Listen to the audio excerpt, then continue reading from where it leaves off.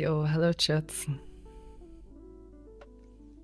Hi Shad, hi Zafir, hi Chef. Hello Izzy. Hi, welcome.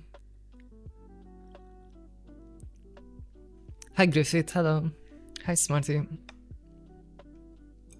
Yo, how's everyone doing?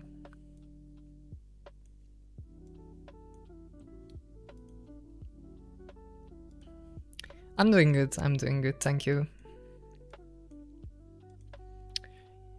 It's been just the usual. Hi Deathshot, hi, welcome. Oh, hi Katya, hello. Guess it's just been back to the usual for me. It was kinda embarrassing actually because I was supposed to have my like therapy session yesterday, and I don't fucking know how because I was like talking to my therapist the day before.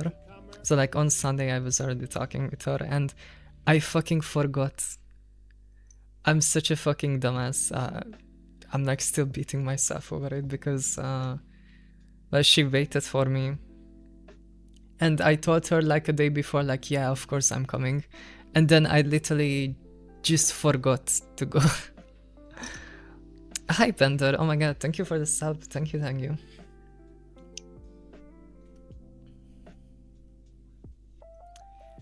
At least you're over the mess. Thank you. Yeah, I felt so bad. I paid for the session even though I didn't go because I felt bad that I wasted an hour of her time. I'm just so fucking dumb. Like, how did I forget? It's like I was too focused on trying to get back on schedule because ever since the holiday, I've been just trying to catch up with myself. The factory must grow. Are you playing factory games? Hi Lapis, hi, welcome. Yeah, so I'm just trying to get back into the usual. Me every therapy session for real. I should, yeah. I basically just have a Discord server, like a private server, and I literally just use the text channels to like keep track of stuff, and I think it's probably a terrible idea. And if that server ever gets deleted, I would be so fucked. Yeah, I should get a physical calendar or something. Hi Yulek, hi. I'm Zafir. Yeah, I should really get a physical calendar. Yeah, guys, don't do what I do. Don't keep all of your stuff on a Discord server. It's probably a terrible idea. I'm just waiting to fuck around and find out.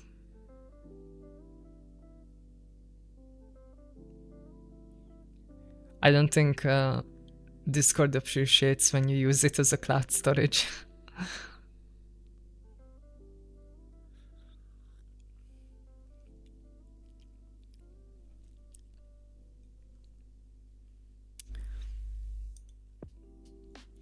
What Big Yahoo needs to know. Yeah, probably everything you put on Discord, Big Yahoo is like jerking off to it somewhere. Or whatever that new Discord CEO is. I heard terrible things about the new Discord CEO, but like that's old news, I guess. We're kind of just like in the pot and getting boiled right now. That's what it feels like using Discord. It's like getting worse every day.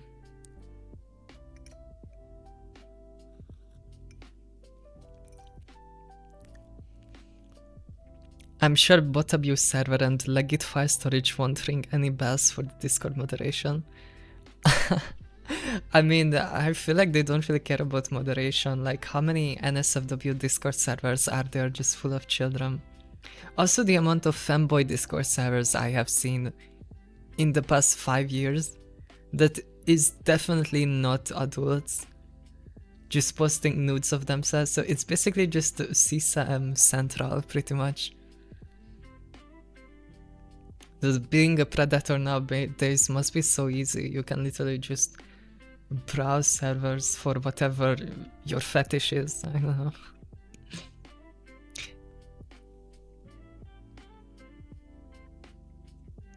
Wow, so many watch streaks.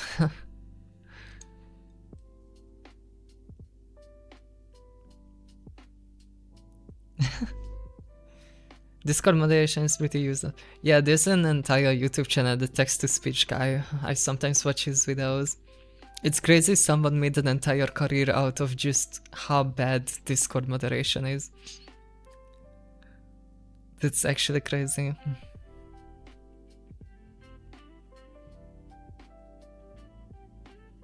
I love watching him, yeah. Some of his videos are crazy, like the shit that unemployed people come up with is actually insane.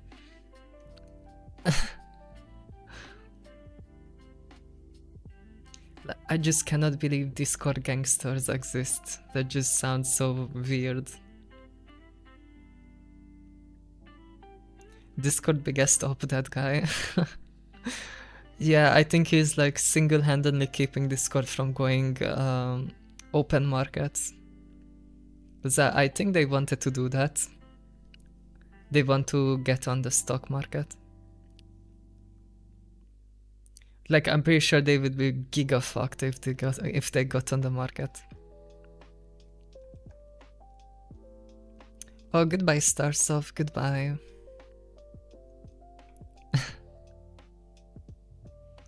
The Discord mafia is.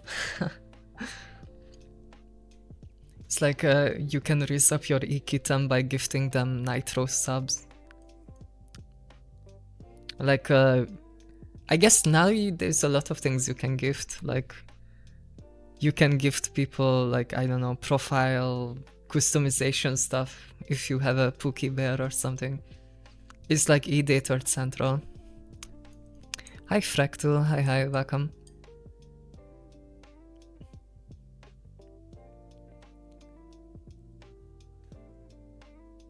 We are talking about Discord gangsters.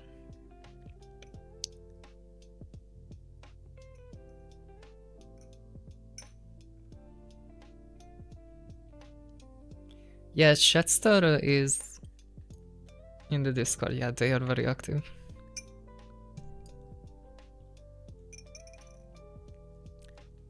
Looking forward to get that role. Oh, the VIP role. Yeah, it's kind of expensive now. I can't meow on stream. I'm just too shy.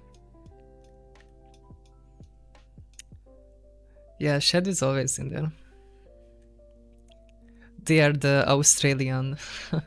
They always post IRL pics. That's what I remember you by.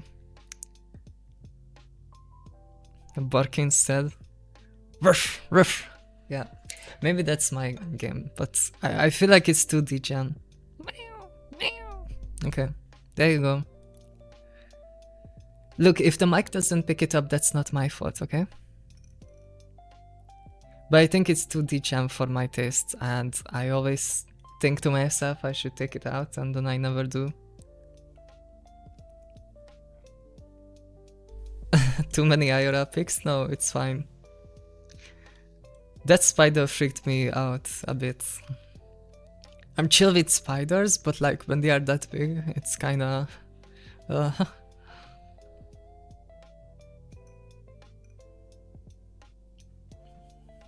I don't know, was there any drama on Twitter lately?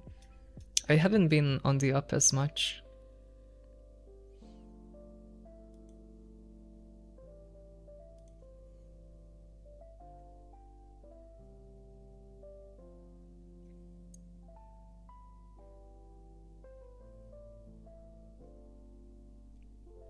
Head pets. Oh my god, really? Oh, who's a good boy? Such a good boy, Zephyr. Such a good boy. Wait, I did it wrong. I need to like not cover my face. There you go. Who's a good boy? Okay, I'm killing myself.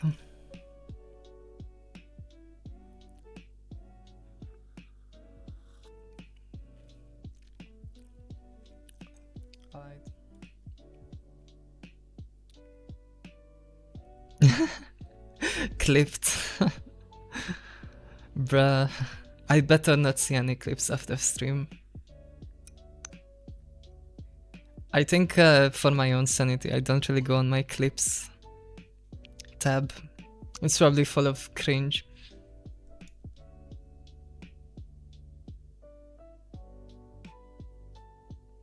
Should I watch you play Sons of the Forest with a guy 15 years older than me? Holy problematic age gap. That reminds me when I used to be just a teenage guy. And two of my best friends, both of them were like giga right-wing, two like giga right-wing, like 30 plus year olds. When I was like 16 years old. And I would play with them like 12 hours a day. I never really agreed with how right-wing they were, but like it's kind of like the standard, I guess, because they were both from East Europe. That, you know, everyone is just conservative as fuck. But yeah, that was funny. It's my uncle who is a nerd and never got laid. Yeah, best uncle, yeah. He's the cool uncle you can talk at family gatherings with.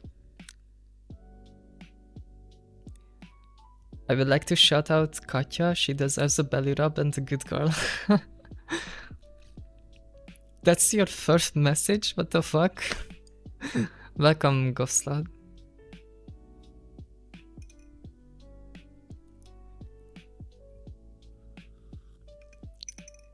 I mean, real and true, I guess.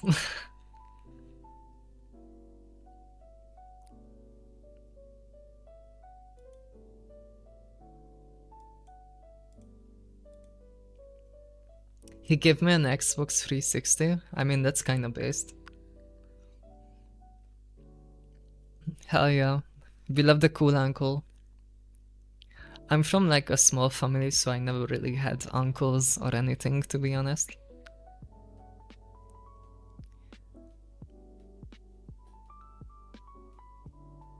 It's kinda crazy when you have like a big family, like how do you keep track of all of them?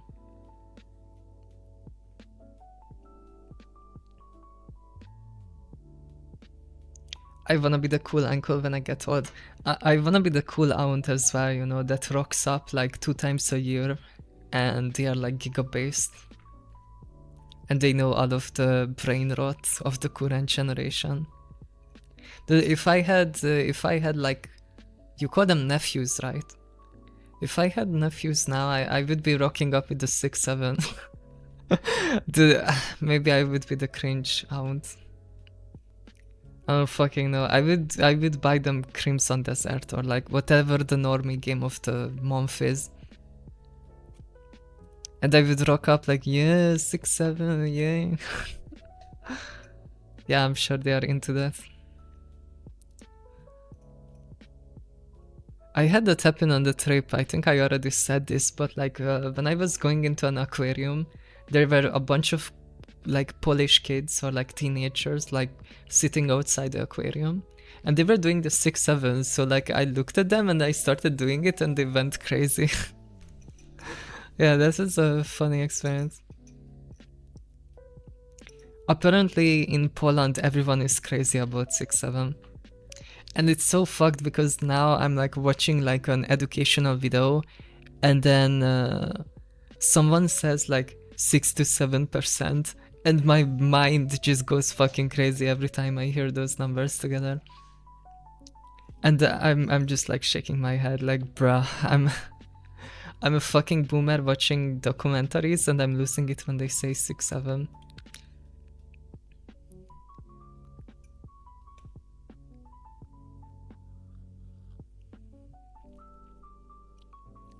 Some of my family rolled, but my grandmother, still alive though, had 13 kids, so I got 89 family members from that family side.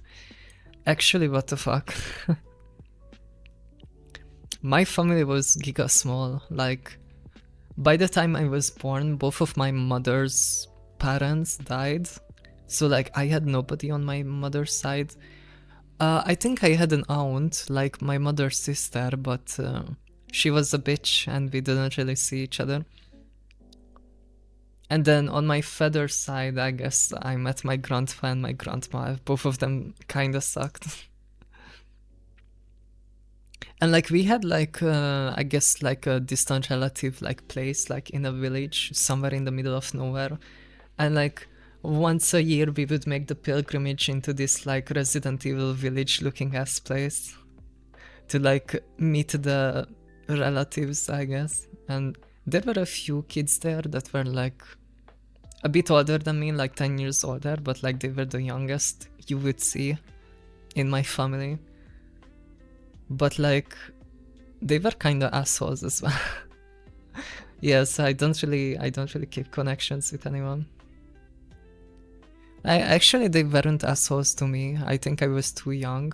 I think I was just too young and they didn't know how to talk with me. So like I know one of them played League of Legends and like Guild Wars 2, so like I could talk to them about MMOs and League.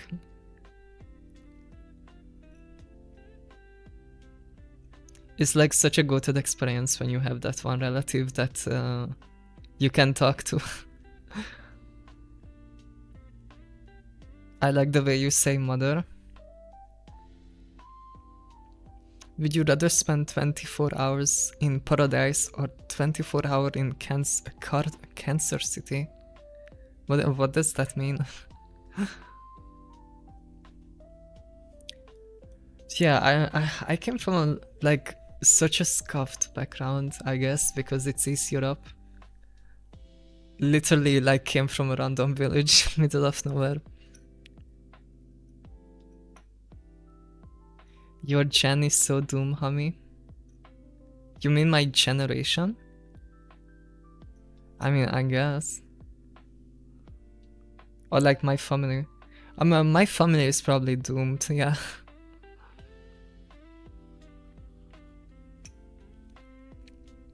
Like, I'm probably not having kids. I don't really care that much about like passing on my genes. And last I talked with my sister, she didn't really want to have kids either. So like, I think my family tree is kind of fucked. Carcer City is just full of snuff film. Filming MF and murderers. What? Is this some kind of like movie or something? You a villager? Give me a ment book now. Yeah, sorry, no, I can only trade you like potatoes for 6 emeralds.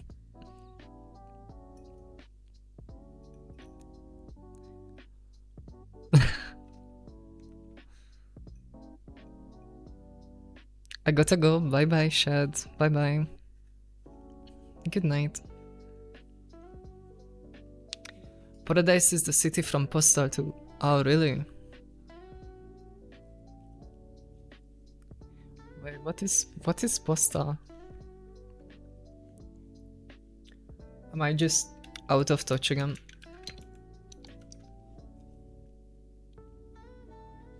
Postal 2 is a 2003 first-person shooter video game developed by Running with Scissors. Yeah, I think I'm too old. That's like almost the year I was born. You guys are showing your age. I'm sorry, I'm too much of a zoomer.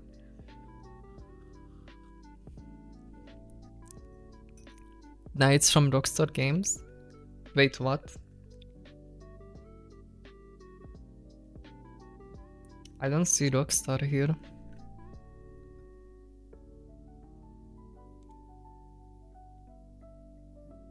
Six for 7 potatoes. I'm a zoomer too.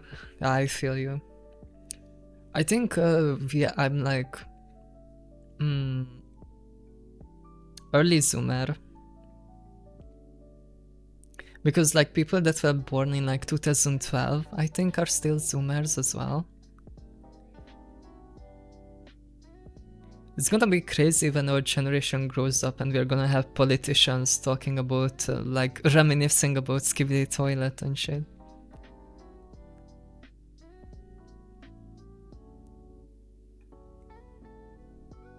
Or yeah, like when we get old, the doctors are gonna be talking about Skibidi Toilet or some shit.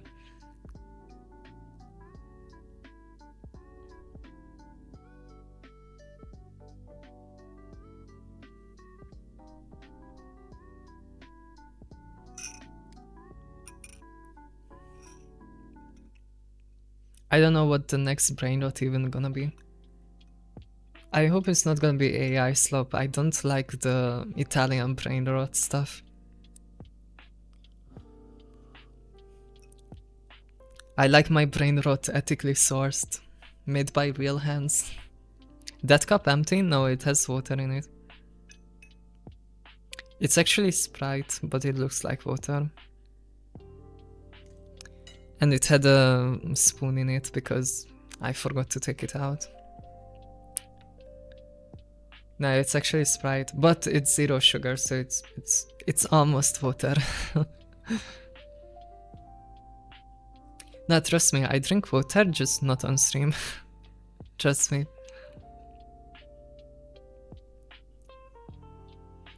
No iconic apple juice, yeah. I'm sorry. Not today. I already had my apple juice of the day before stream. I was so fucking annoyed. I wanted to sign up for like a Chinese clothing app because I just wanted to see what's on it, if it's any different from the slop they have on like AliExpress and shit.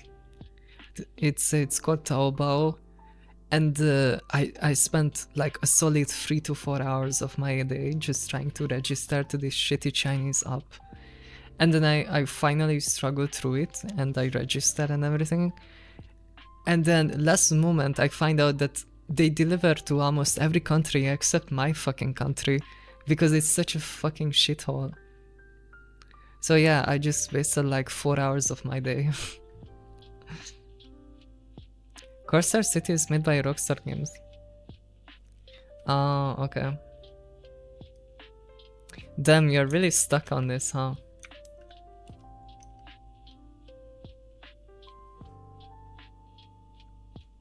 Dude, Corsair City looks old as hell.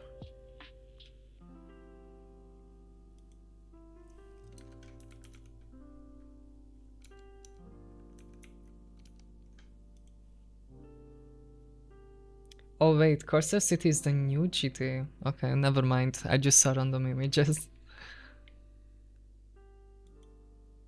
Wait, what? Is this stripping? Oh no, it's a conversion mod. Okay. It was released. It was released a month ago.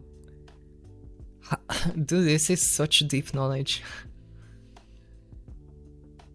Like, what the fuck? Who knows about this? Is this for real? Like, people are just making new GTA, they are so bored.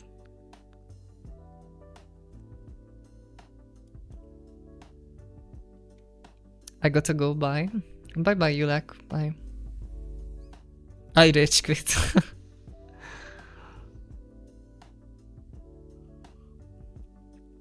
Sorry, I'm not an expert in fucking GTA modding communities.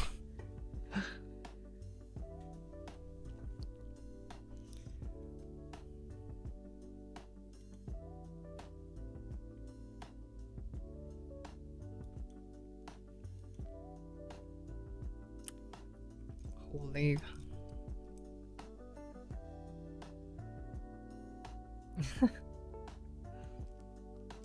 Yeah, what was the question even? Like, would I rather be in this modded GTA city, like, or Postal 2?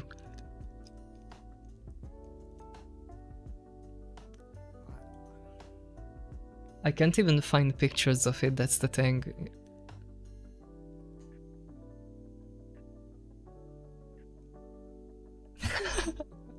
Yo, you're still here. You said you rage quit. Why you back? Corsair City is from Manhunt, made by Rockstar Games. Okay, you rage quit now, for real. Okay. Dude, I cannot comprehend what's going on there. So it's not a mod, it's made by Rockstar. Okay. You're an expert of VR mods though, sadly. Well, not anymore. I'm a reformed person, okay? I'm not like that anymore. Hi Richie, hi. My VR chat days are far beyond me. I don't think I have logged into that game in about, I think, more than 2 years now. It was about 2 years ago that I last played. Phew, yeah, that was an embarrassing time. I'm glad I didn't stream or do anything back then. It would have been embarrassing.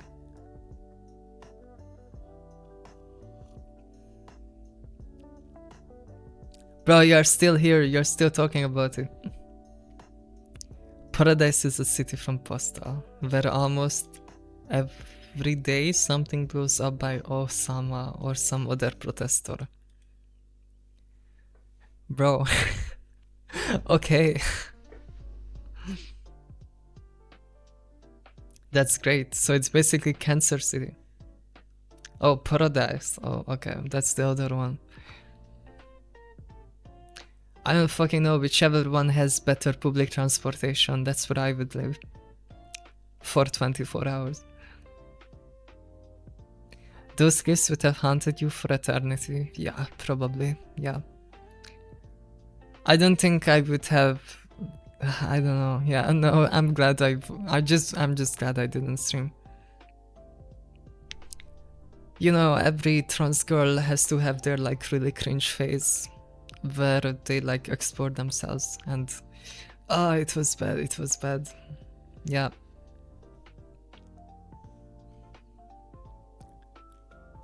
I feel so bad for baby trans girls that just like start being an influencer in their like early transition period, because holy, you're gonna be cringing.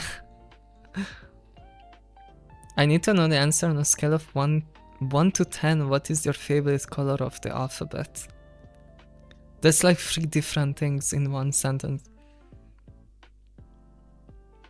Number 9. Like what?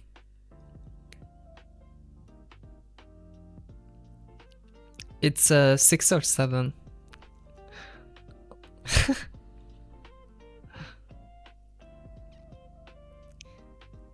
If I had to pick a number, 6, and I don't fucking know.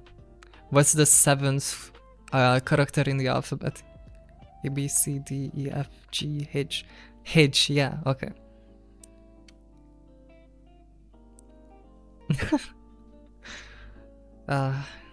It's so cooked.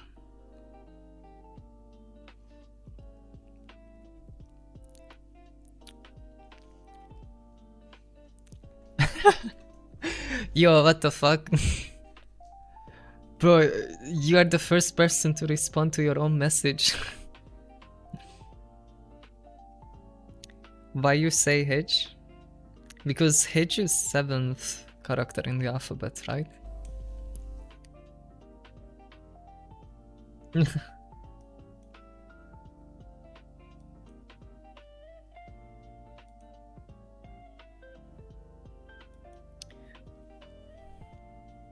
The way you say hedge, huh?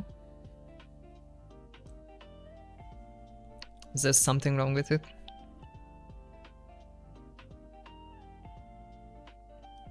Hi Doily, hi. Welcome. I just realized this, but last time I washed my hair was in Barcelona. I just realized this.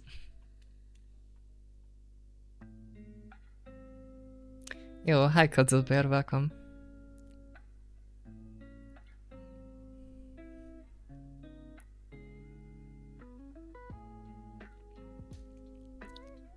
Stinky.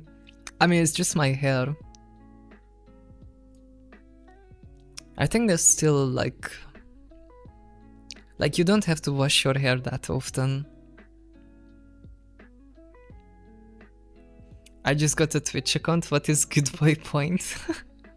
You can just collect them by watching me. And I just give it a name. So it could be anything. It's like channel points.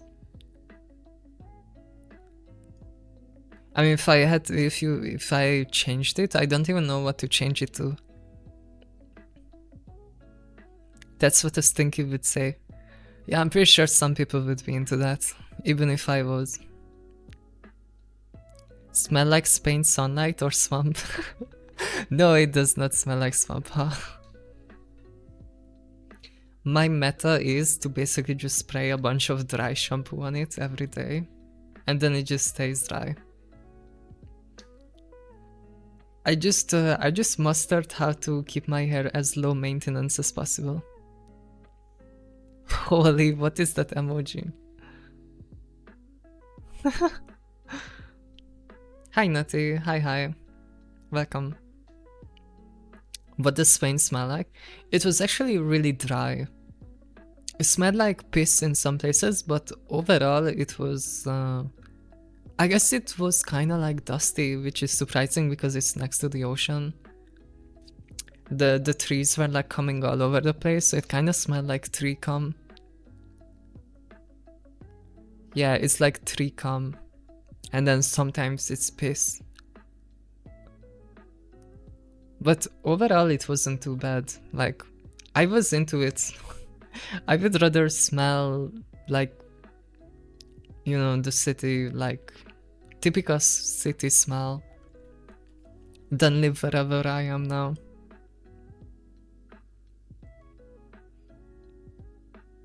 Hi Krolo, hi. Oh, those bush that smell like a fresh load down. Okay, it's like, it's just a word.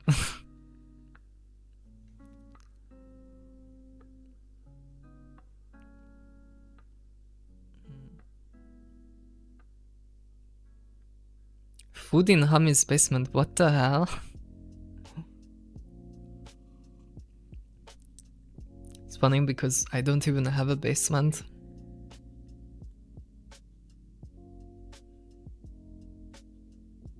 I think we have one down the street on the corner, it just reeks in the summer. Like tree?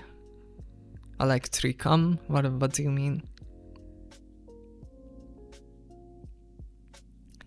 I do not believe trees have semen.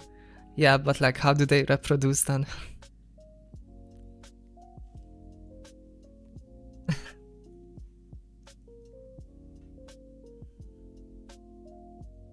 Yeah, the cum tree smell. Oh. Electrolytes smell like semen. Kurt Cobain.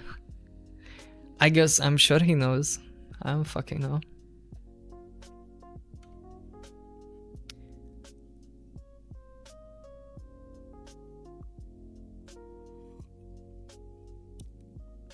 But yeah, surprisingly it didn't smell that bad. Like, in my city's capital, I think it smells worse. I said there's a lot of restaurants, so I guess you also smell food all the time.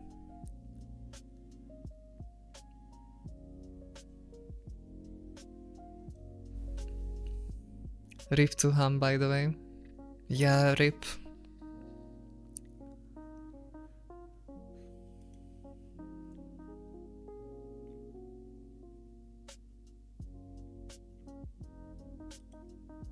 No, is there a... You were in Madrid? I was in Barcelona.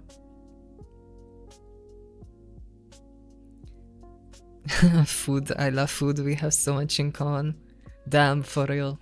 Yeah, we should be friends. How could you like shrimp but not lobster, homie? I mean, shrimp is easier to eat, I think. It's less disgusting, for once.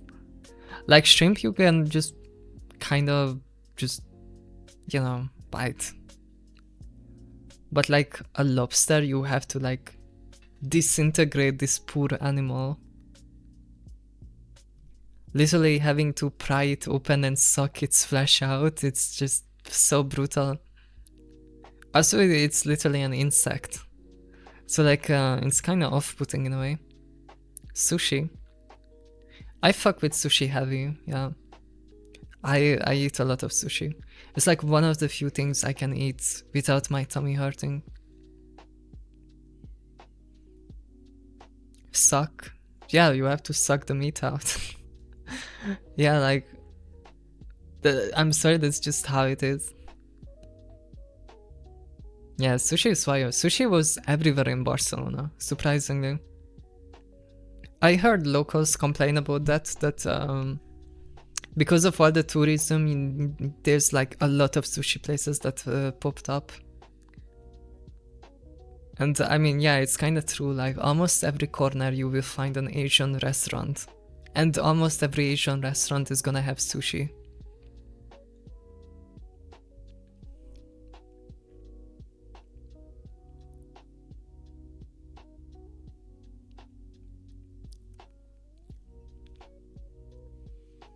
The green disgusting stuff you talked about? Yeah, those were like the insides of the lobster. I mean, it wasn't disgusting in terms of taste, it just kinda looked disgusting. Like, for the taste, I guess it had a very special taste, but it wasn't bad. But yeah, the presentation is kinda disgusting.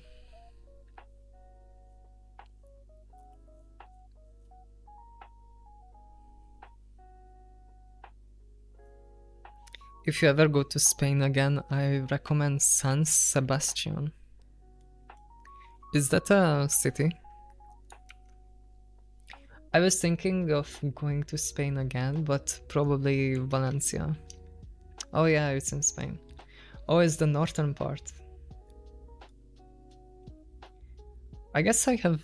I guess I should check out the north side of Spain as well. It must be nice. Come to Poland. Yeah, I'm actually going to Poland in a month.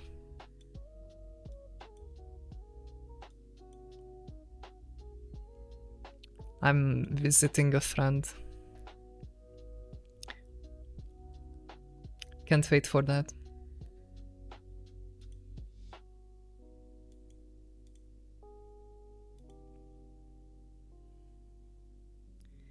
I guess I will be in Poznan. Yeah, Polish housing prices are kind of fucked. I was looking at Airbnbs and it was literally the same price as Barcelona, which is kind of insane. Considering it's fucking Poland, it's not like Barcelona, which is like a super nice city.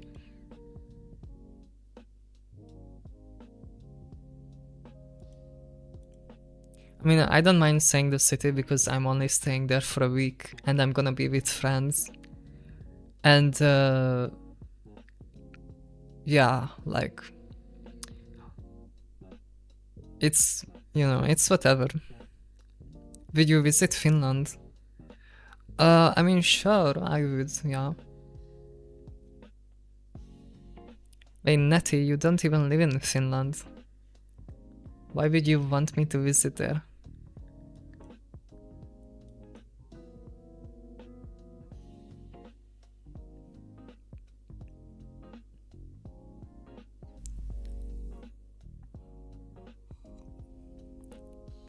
I mean, Finland must be nice. I used to have like one friend from there, and they would always complain that alcohol is giga expensive there. So all I know is it's a pretty chill place, but people are kinda miserable and everyone is an alcoholic. But the alcohol is also giga expensive because it has massive taxes on it. Let me hit, please. Nah, I think they're just joking. It's like the guy in space shooting his shot. I can respect it.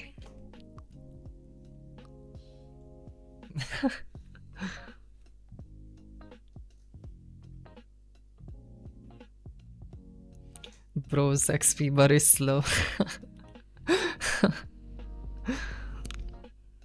Yeah, I'm just enough XP to level up.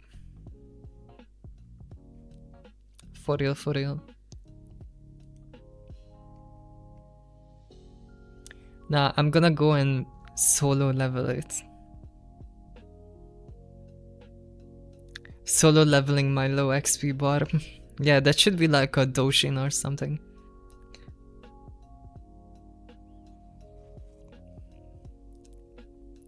He's joshing it.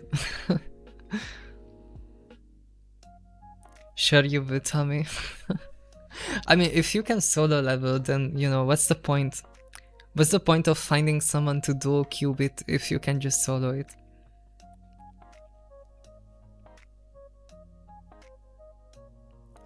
Never make another Joe gang, you're not funny, twin.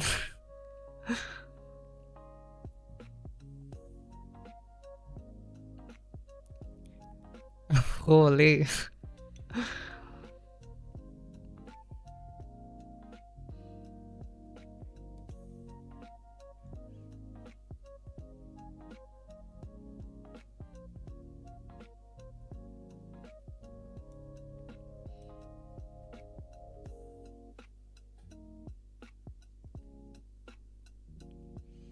I would never know, have never tried duo with anyone. It's kinda sad.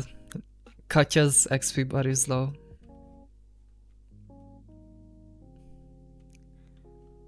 I don't know, someone should help them out.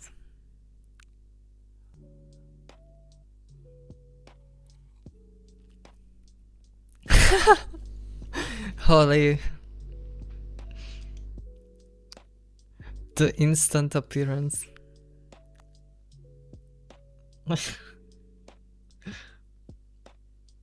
It's like being girl on the internet and saying your XP bar is low is just a guaranteed invitation.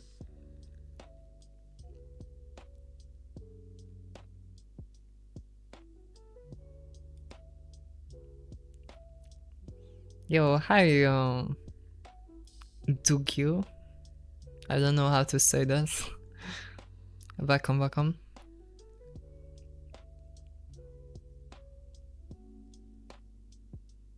Lucifer. Hello, welcome.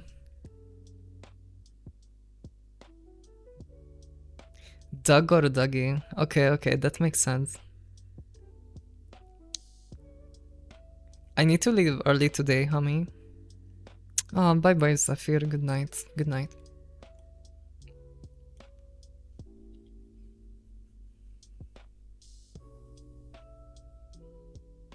Yeah, I'm kind of just been working away last few days. I haven't even looked at Twitter. Is there any drama going on? My people. It's like all the furries.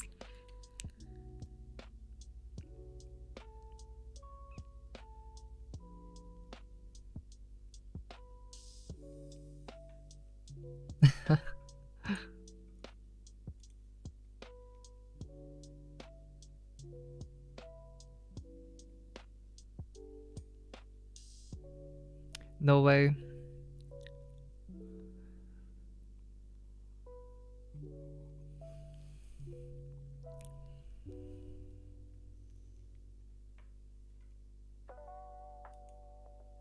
It's the furry gang. Type shit.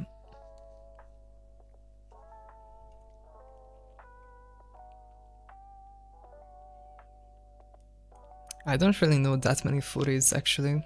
It's kinda like I'm kinda an outsider. It's weird that I recognize the people in chat. Really?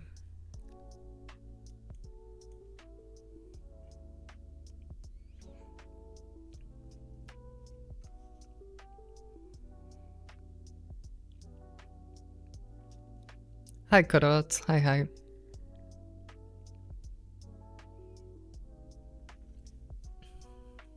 How you doing? How you doing?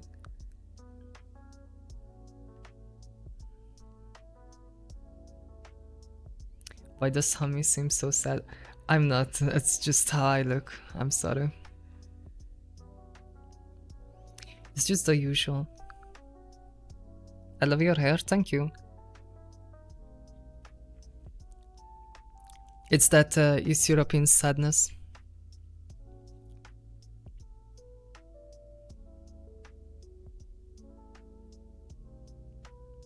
I'm in bed now, but I was drawing earlier. Nice, nice. You draw anything nice?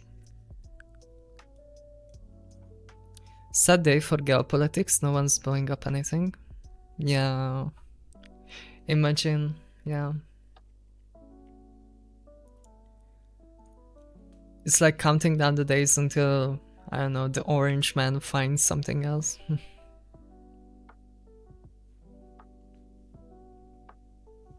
Hope you're doing well. Oh yeah, I'm chilling, I'm chilling. I'm just back from holiday, so I'm kind of just low energy. It kind of sucks to come back, like, I don't want to be where I am now.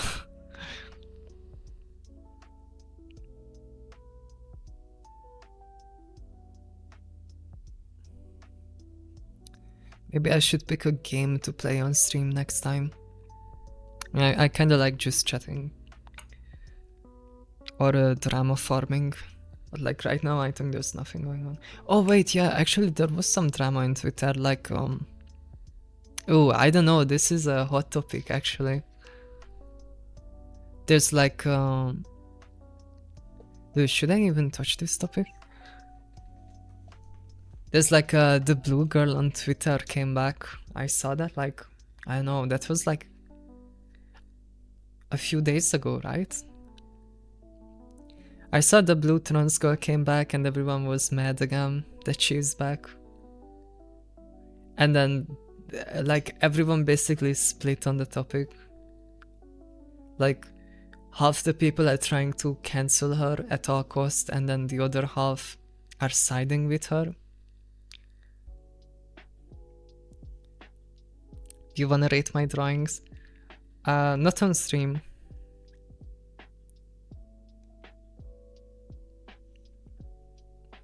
But yeah, basically there's like a trans girl on Twitter who paints herself blue. And she was like fan favorite, like everybody loved her. And then she had a crash out because she broke up with her ex, I guess, who was like a trans mask person, or like a trans boy. And she started like making a bunch of tweets about how much they hate trans men and how all like trans men like hide behind the fact that they were born as a woman. So like trans men have like a tendency, or like that's her argument of bringing up, that they are AFAB, and then everyone dogpiled her for being transphobic towards trans guys. And then some people doubled down on it, or like she doubled down on it, and then everyone dogpiled her. Paints blue, yeah. Yeah, it's basically a trans girl who is popular because she paints her entire skin blue.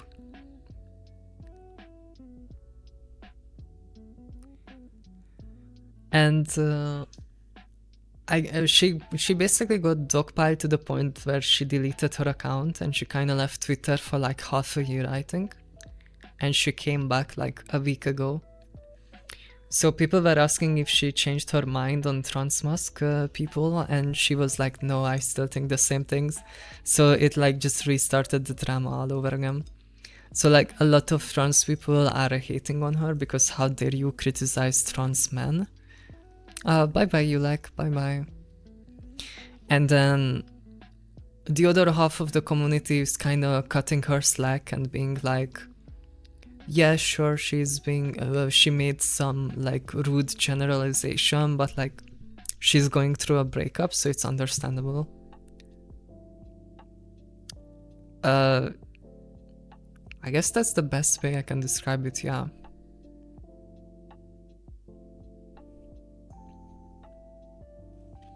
Like, I don't know, a lot of the popular trans girls are basically sliding with the blue girl. Like reasoning it as, oh, it's like it's a breakup, of course you are going to make some generalization when you have been hurt. And then it opened up a conversation about how like trans men don't face as much transphobia as trans women, and then trans men were complaining about how they are represented less than trans women in the trans community. And it like turned into basically a trans woman versus trans man like infighting, where like some trans women are shitting on trans men, some trans men are shitting on trans women, and then you have like the middle ground people that are like defending trans men even if they are a trans woman. It was weird, like I don't know, it got very serious, I feel. Hi Ben Brazil, hi, welcome.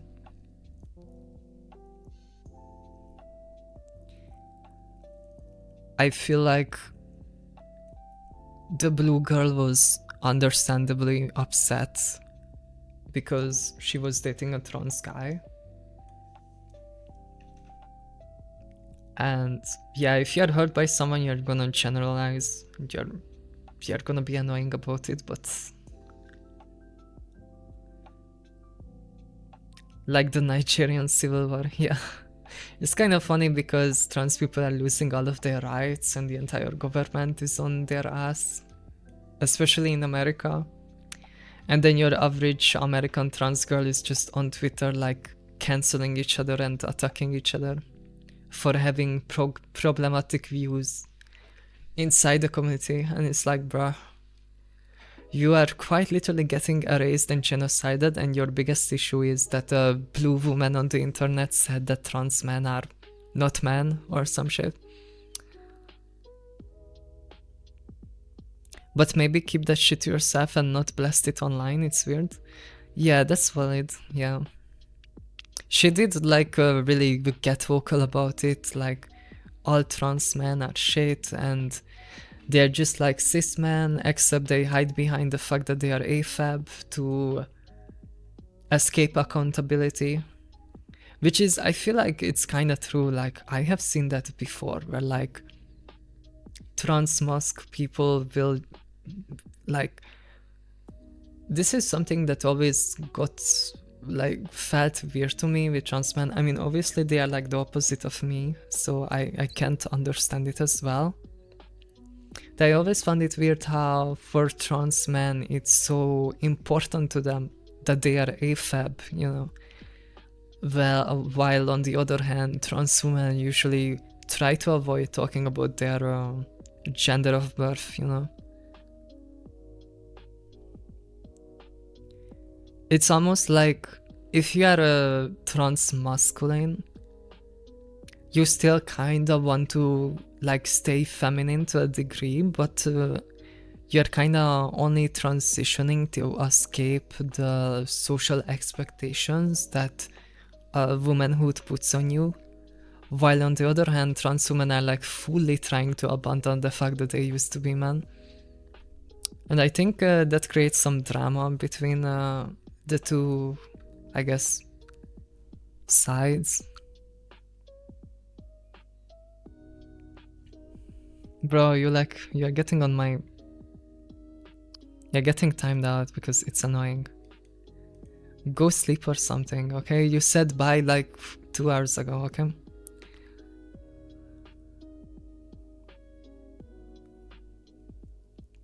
Wait, I think I got the wrong Civil War. So yeah, I think I kinda...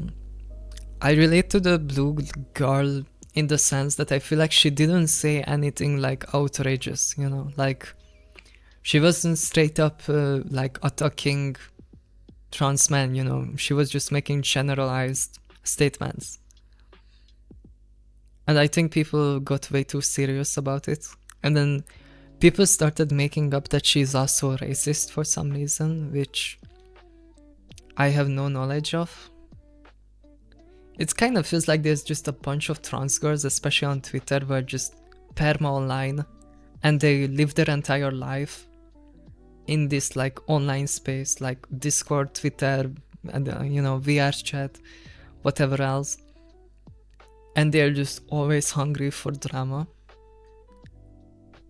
It's like the cancel culture from like the like pre-COVID like woke era, you know, when cancel culture was like really high.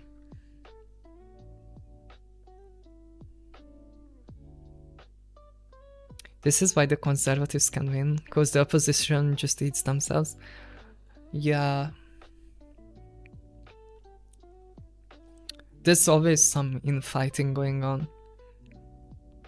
I think there's just like a layer of trans girls on Twitter who are just mad at the world and mad at everyone doing better than themselves.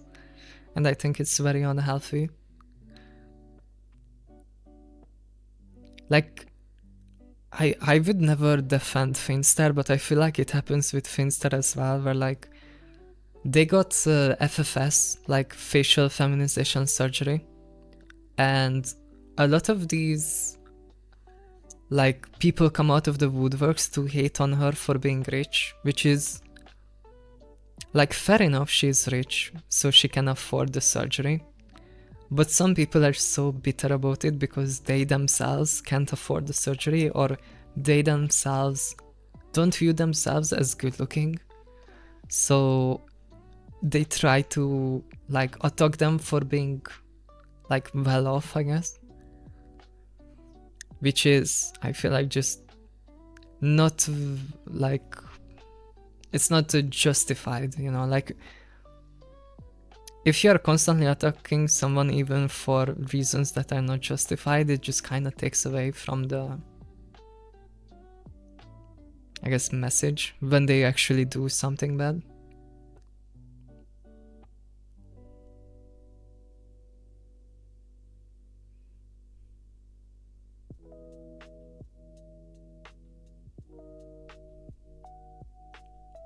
Yeah, I think that was the only like trans drama recently.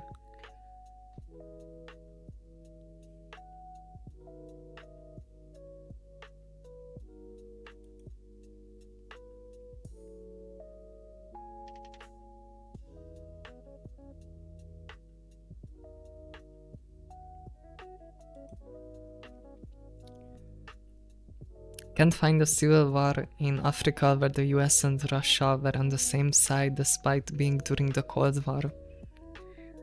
And UK and France were also on different sides because of oil.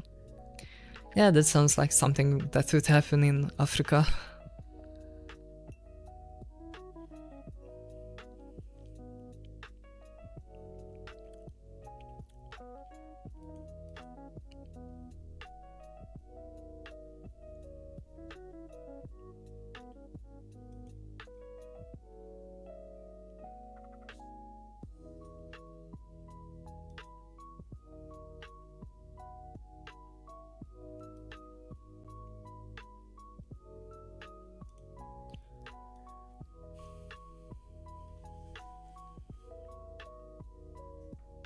Yeah, I'm kinda out of topics.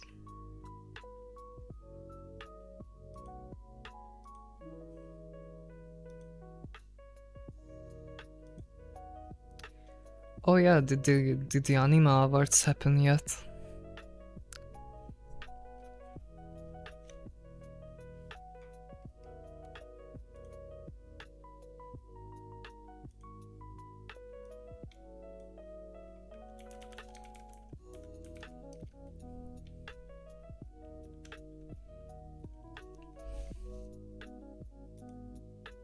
Oh, it's already past the voting.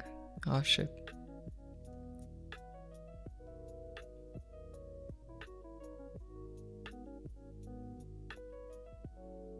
Okay, never mind then. Oh my god, what the fuck? What was that song? Oh, it's fucking Steam started playing some bullshit in the background. Holy fuck.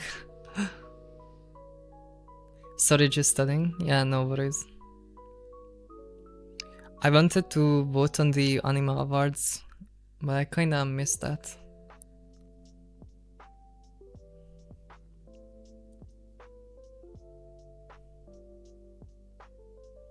What if red blue button topic, but blue equals nothing happens, red equals you get $1 million, but if 50% or more presses it, all red voters die?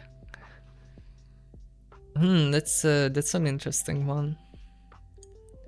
I guess realistically, I guess that's kind of just RNG at that point.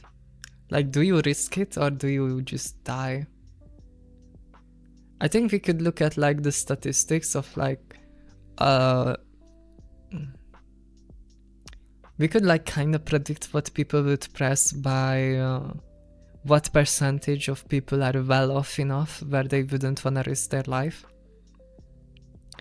I feel like people that are not well off is probably more than 50%. I think only like the top 20% or 30% of people are financially secure, if I had to guess. So that means there's a pretty high chance it would be over 50% that press the red button if they are financially struggling. So I guess demographically it would be pretty high chance.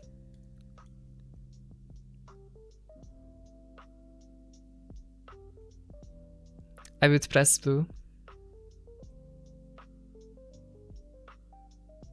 I'm okay with not being rich. Yeah, I think I would press red as well. Oh, not red, sorry, blue. I don't think it's worth the risk.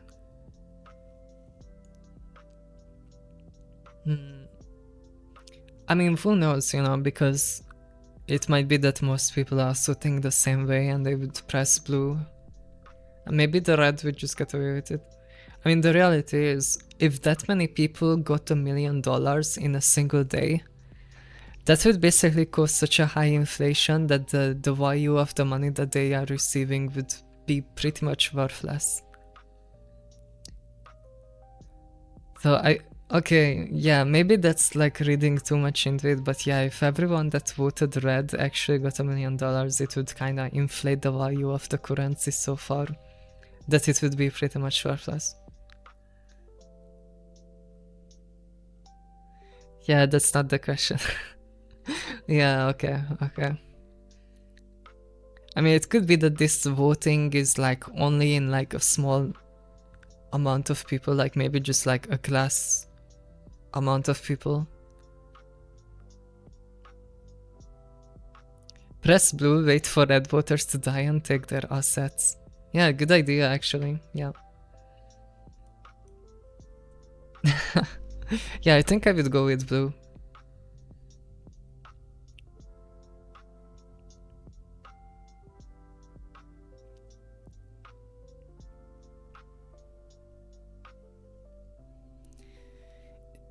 Okay, but if red wins in the original question and 40% of people died, then that's also total collapse. Yeah, true, yeah.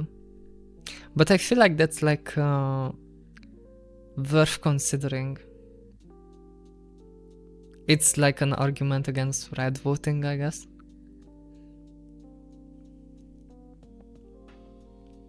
Yeah, but like, yeah, I would still press the blue, I think. $1 million, I feel like... I guess that's life-changing money, yeah. Like, you could live comfortably off $1 million if you invest it right.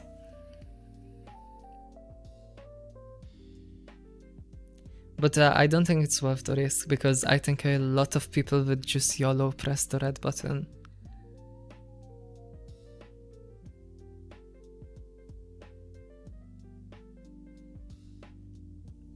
Alright, Hulek, good night.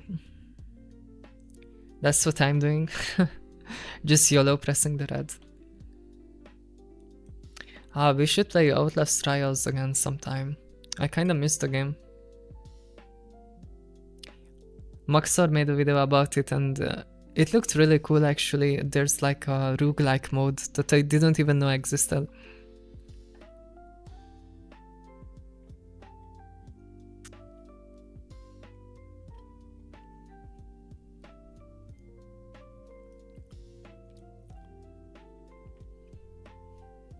It's actually such a fun game.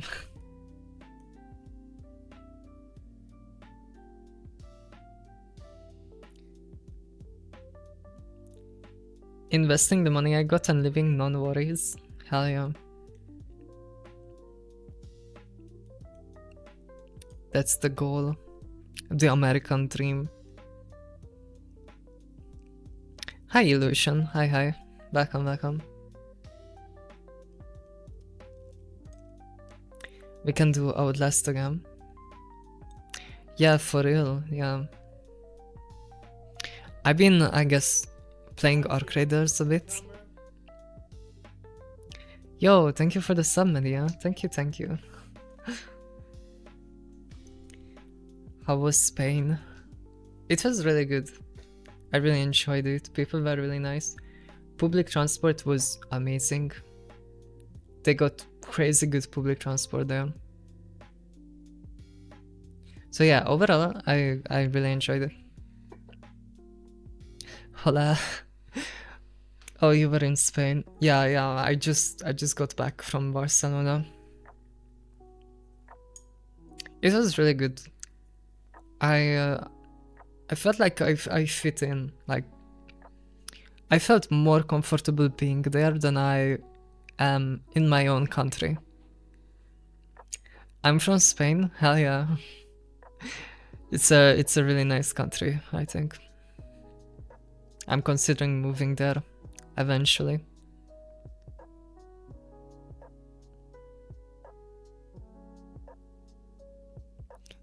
I can be your trad wife. Yeah, shoot your shot, queen. Hola, so gay. That's my favorite line. I used to just like randomly say it in public. Hola, so gay.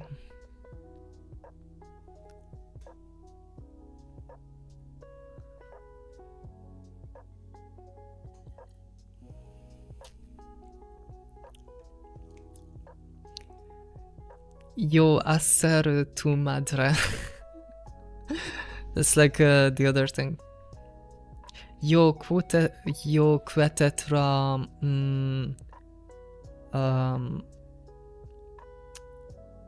ela hacer tu madre. I don't know. Something like that. People are probably really nice there.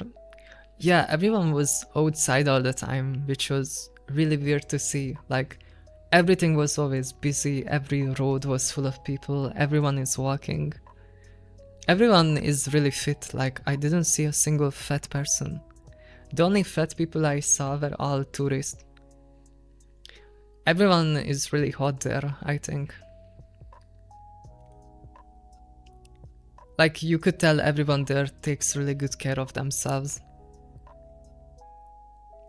It's really goated. I love public transport, so I was really living it. I only used public transport the entire time. Never had to take a taxi or anything. The public transport was also very convenient. Like, you could just basically buy a pass that worked for everything. So I could just go around. Get yourself a Spanish buddy. I know, this is like something I do when I go on holiday. I like open Tinder and the Forbidden app, the Grindr, just to like look at how the people look there, I guess. And like, I mean, of course, I also saw people outside, but like, I like to look at dating apps to see like the vibes, I guess, of the place. And yeah, like everyone like really takes care of themselves there. There are a lot of baddies, yeah.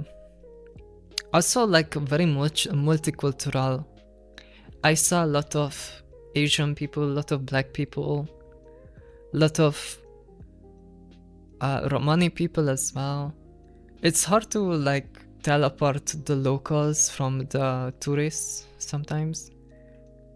I don't know how big tourism is into Spain from like South America, for example. Because like technically they speak the same language there, so I imagine it's like an easy tourist destination.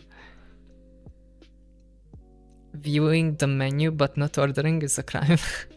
Yeah, I kind of feel bad because I get a lot of matches on Tinder every time I open it.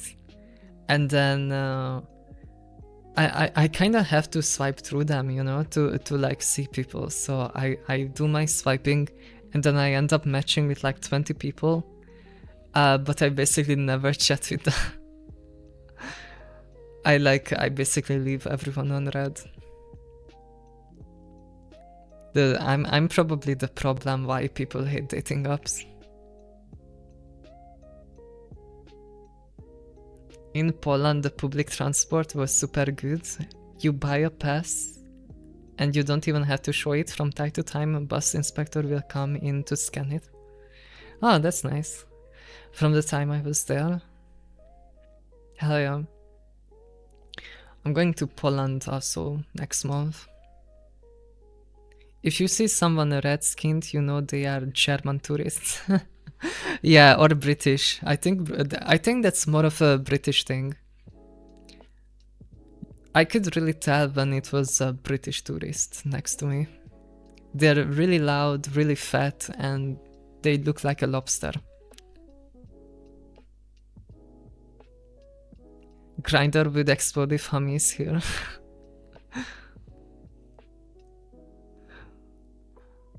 I get a lot of messages on Grindr. Yeah, it's like every time I open the application, it's just a bunch of messages, and then some people find my OF through Grindr for some reason because they see my pictures, and then I get messages on OF like, "Oh hey, I see you are in Barcelona. Welcome to my city," and stuff like that.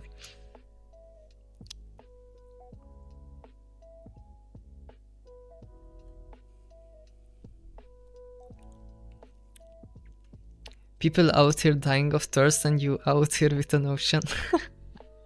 Is that like selfish of me?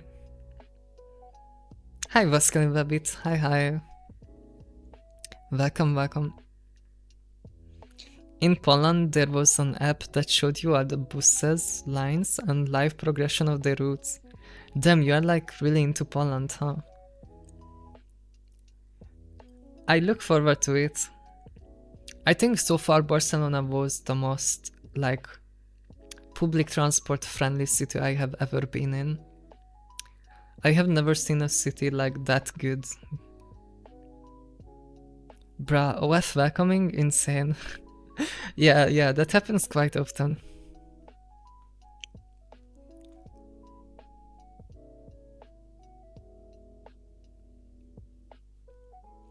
I also really liked how in Barcelona every bus stop would have the countdown until the bus would come. And it was always exactly accurate. If you wanna enjoy the opposite, come to Germany. Like terrible public transport. I mean, I heard Berlin is a really best place. I heard really good things about Berlin. It's like very LGBT, very old city. I don't know if I would wanna live in Germany just because the language.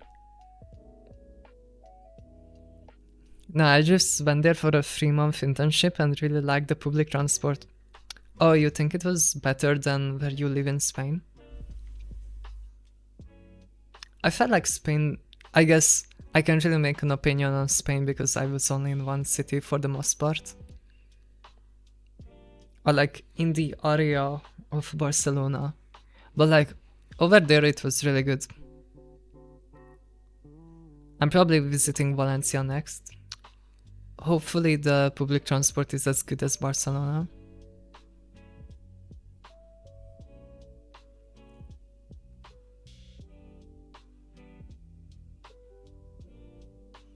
Wait, actually I did that to one of the Russian cosplayers I know when she visited Thailand. Oh, nice. That's crazy. Russian cosplayer visiting Thailand, that's like such a specific thing.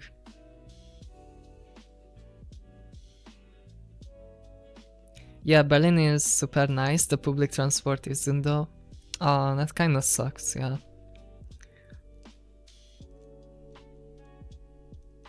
I will probably visit it anyway. I heard also it's a mega expensive city to live in. I just like the convenience of not needing to show the pass every time you take a bus. Yeah, that's true. Where I live, we have like a application and we have like a QR code system where every bus has a QR code on the outside of it. So when the bus arrives, you just basically pull out your phone, you scan the QR code with the bus application, and then it like activates your ticket. So you just have to like basically do that before getting on the bus. I feel like that was a pretty convenient way of doing it as well. Barcelona, I guess, is kinda inconvenient because you have a physical card and there's like a reader on the bus you have to put the card inside of every time.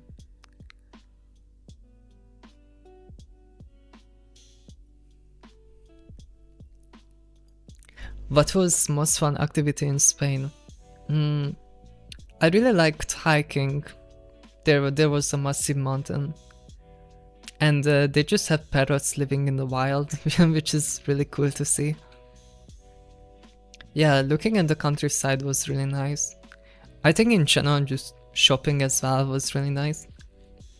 The LGBT corner was nice. I mean, for the most part, all I was really doing is just walking to places. It was like I was non-stop on my feet like 12 hours a day.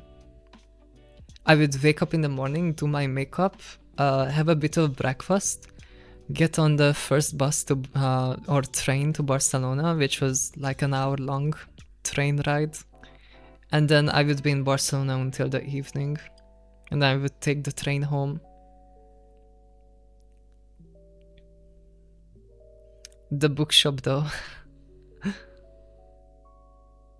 Check Grindr there too, Valencia, I mean. Yeah, probably I will. The bookshop though, how many did you buy? I didn't buy any books in Spain because everything was in Spanish, but we found a really cool like manga store, I guess. And it was full of Yuri and Yoi.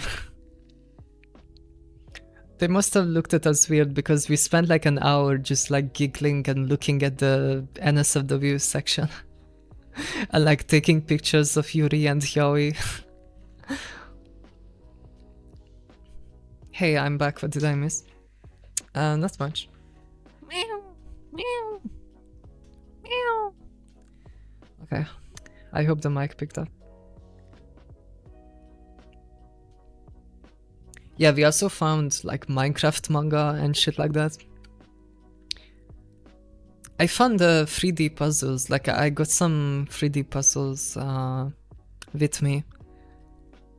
So instead of books, we got those puzzles. It's like you can make like a flower and a tram out of like cut out pieces of woods that you have to like put together. I haven't done it yet. I wanted to do it, but I have been just so busy with stuff. Yeah, there was... The issue is the reason why I couldn't like buy too many things is because I only had a backpack with me. Because I was too much of a cheapskate to buy luggage for the airplane. So I just had to cram everything into my backpack for the way home. So I couldn't buy that many things because it wouldn't fit. There was a really cool shopping mall which had like 9 or 10 floors. And on the top floor it was a restaurant with panorama view of the city. That was a really cool place.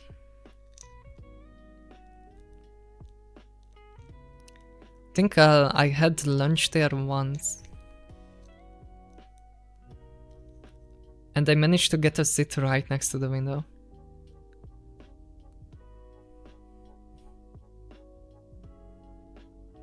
But yeah, Barcelona was really busy.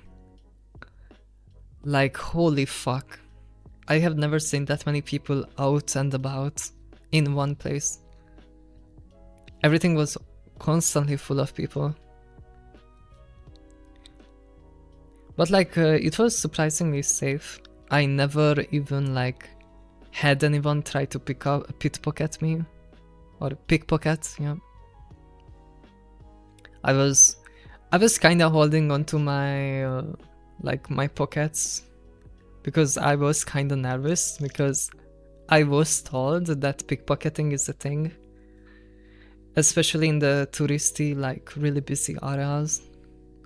But like, yeah, no one ever like came near my pockets, so like it was pretty good.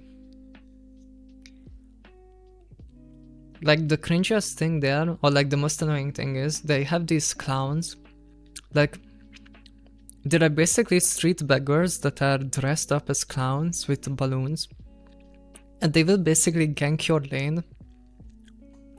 And their ultimate is like Urgot ult, where they put the balloon over your head. And then they start like trying to like high-five you. And then after they put the balloon in your head, they will be like, oh, okay, do you have money? And then, you know, if you say no, you have to like awkwardly like take this balloon off your head and then give it back to them. And they look really mad at you if you don't give them money. And I got ganked by them from behind. Like, I was eating my ice cream and just like standing outside an ice cream store. And I had this fucking clown come up behind me and fucking gank me from behind and put this like heart-shaped balloon in my neck. And I didn't fucking know what's going on. Like, bro literally just ganked me from behind. And then he like started like fist bumping me, and then I'm like, what the fuck? And then he's like, oh, you have money? And the thing is, I didn't have money because I pay with card everywhere. So I kind of like awkwardly had to tell them off, like, oh, sorry, I don't have money. And they were like really begging me, like, oh, go into the store, you know, and like pay with your card and ask for some cash, you know. He was like trying to convince me, and I just like had to like awkwardly take the balloon off my head and just give it back to them and be like, nah. But yeah, like you had to like basically dodge the clone guys. It was like you had to escape the Shaco gang, level 6, because there would be like multiple of them.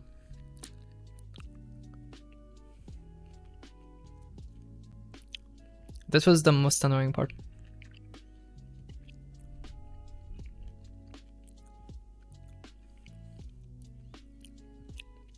Other than that, there wasn't like any beggars that would just come up to you to beg for money. Everyone would be like doing some kind of street performance.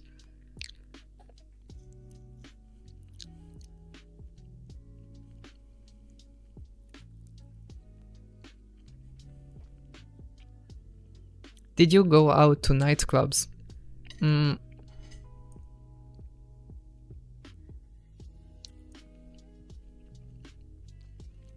I went into the LGBT district of the city to look around. To be honest, I didn't see any LGBT clubs. It was all like, I guess, bars, like drinking places.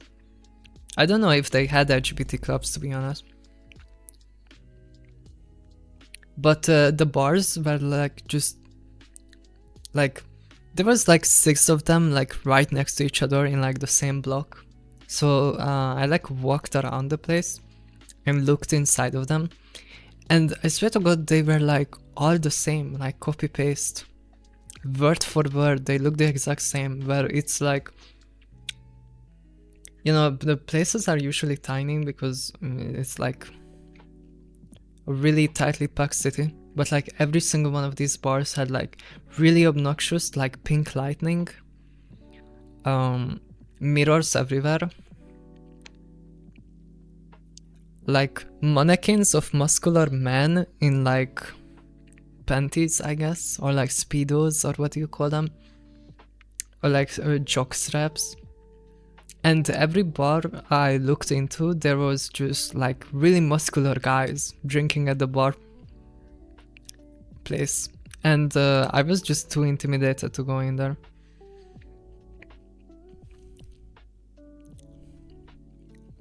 Peak life pool. Hello Talibasta, hi.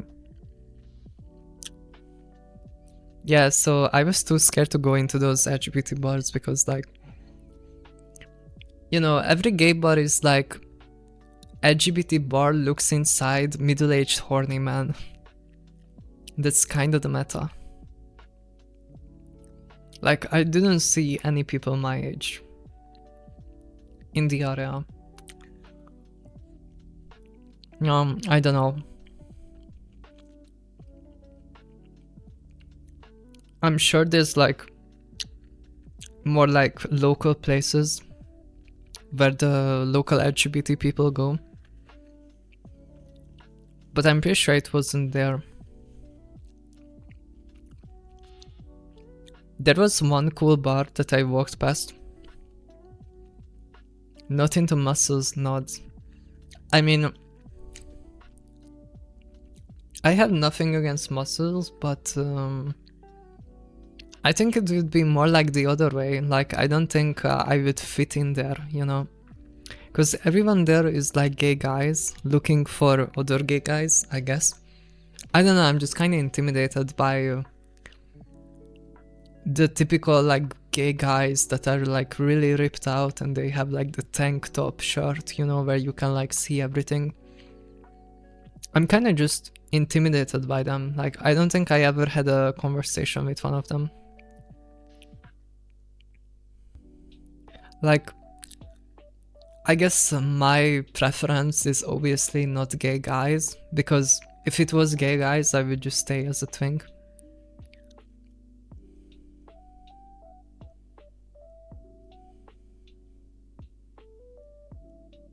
I guess I just prefer like nerdier people or like autistic people that are just like me for real. Wanna share the food with class? Can you see it? It's a tangerine. But it's full of seed for some reason. And I'm really disappointed.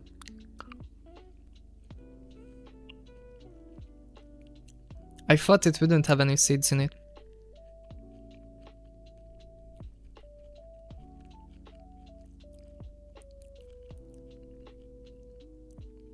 Nerd and autistic.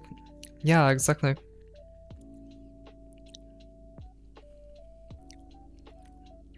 I'm the type of person where usually every time I fell in love with someone, it wasn't like something instantaneous. It was always like I would become friends with them, and if I really like them as a person, I would fall in love. So I think for me it's more of a personality thing.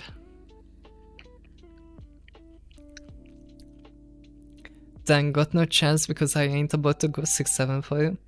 Yeah, exactly, you wouldn't stand a chance then. You shouldn't be afraid of being a little cringe, you know? Like, 6-7.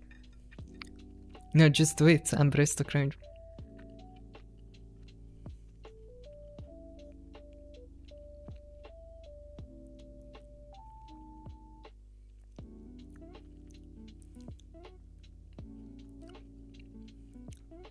So yeah,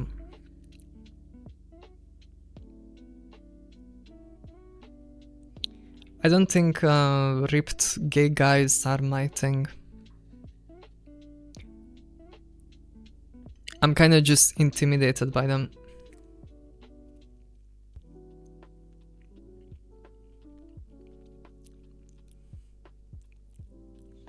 Like, okay, like, would you go into a gay bar when you see that obviously everyone is there is ripped out guys or like middle-aged men coming home from their 9 to 5? Like, would you go in there as like a, you know, 20-something-year-old?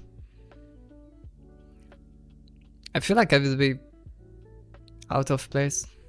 There was one bar that was interesting because I looked inside and there was it was like a long like hallway, and like at the end of the hall there was what do you call it, like why can I not remember the word? Pole dancing, yeah, like a pole, and someone was pole dancing on it, and I couldn't tell if it was a cis girl or a trans girl or like a drag queen or something, but they were doing it really well. Like they were busting moves. And they were like in a bikini. But I was too scared of going inside because I don't know, I was just scared, I guess, intimidated. If I had a local friend, maybe I would have gone in with them. But like with no Spanish knowledge, I was just kind of scared. Hi, Tall Ginger Miles. Hi, welcome.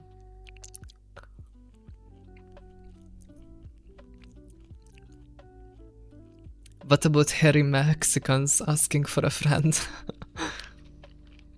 I guess I have nothing against Mexicans. If someone is a cool person, like, I guess I just have to vibe with them. That's the most important. I guess that's always the most important, because even if you are physically attracted to someone, if you can't stand them or you don't enjoy being with them, what's the point, you know?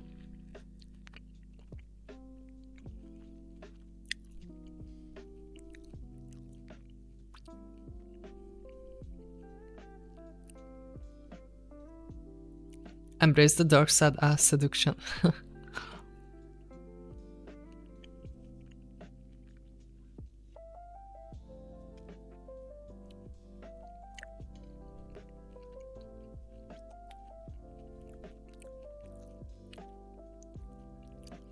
I like femme people, so that would have never happened to me.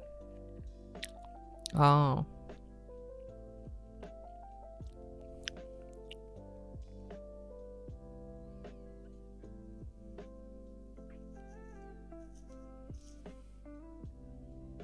I think in general I have only ever been with guys pretty much. But I think I am bisexual. I just never vibed with feminine people. To the point where I would wanna do anything with them. My boyfriend and I met at a gay bar. Everyone was yogged out of their mind apart from us. Oh, that's very cute actually.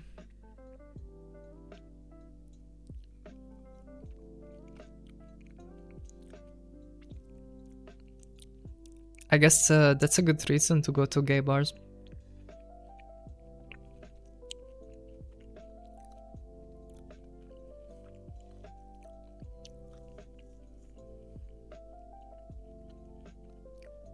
It's definitely probably the best place to go if you are looking for other queer people.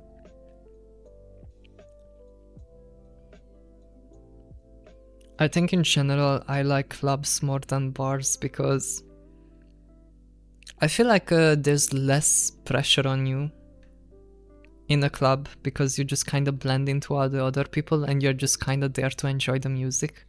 And you don't have to interact or talk with other people if you don't wanna. And to me, that's just more comfortable. Bars, I kind of feel like there's a higher chance people will approach you and try to talk to you. And I'm a pretty shy person in general, so I usually don't like when people just come up to me.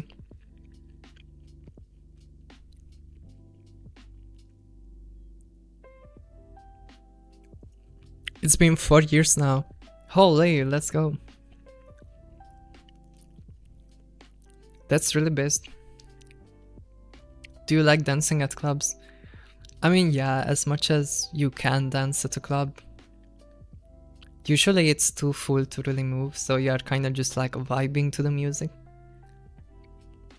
Bobbing your head.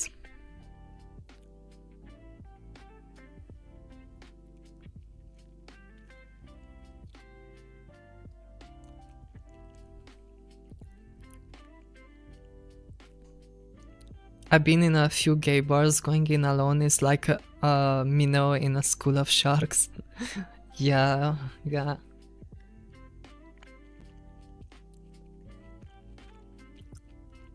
Anywhere where I can be quiet in the corner is nice. I think usually, I have realized this, but like The most peaceful places to me are the busiest places because you kind of blend into the mess of people. Like, if you are surrounded with people, no one cares, you know. I feel like when you are in a setting where when there's less people around you, that's when there's a higher chance that they will try to interact with you. I think in general I just like it more in like busier cities where you just blend into you know, all the other people. Because like where I live now, it's like a smaller city. And because it's a smaller city, I get talked to more often because, you know, there's no like, you know, people going back and forth all the time. So there's a higher chance someone calls out to you.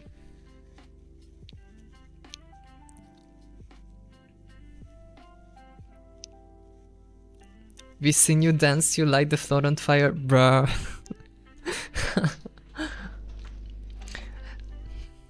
Nah, for real though, I can like dance in like a rave kind of way. This is gonna sound cringe, but I was really into dancing on VRChat.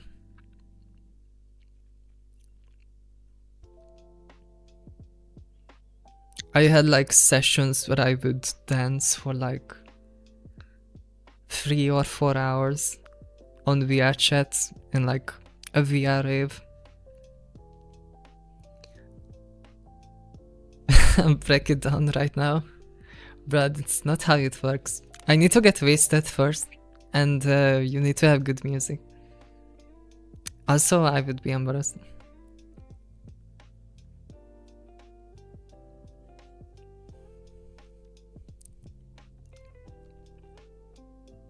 I feel like that was probably the only good thing about VRChat.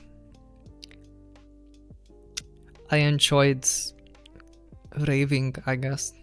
It's kind of like a low stakes environment. You can kind of just dance and vibe to the music.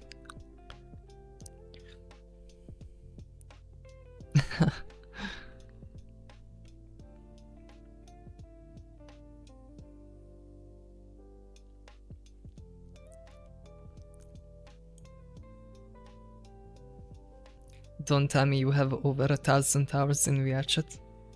Not that much, no.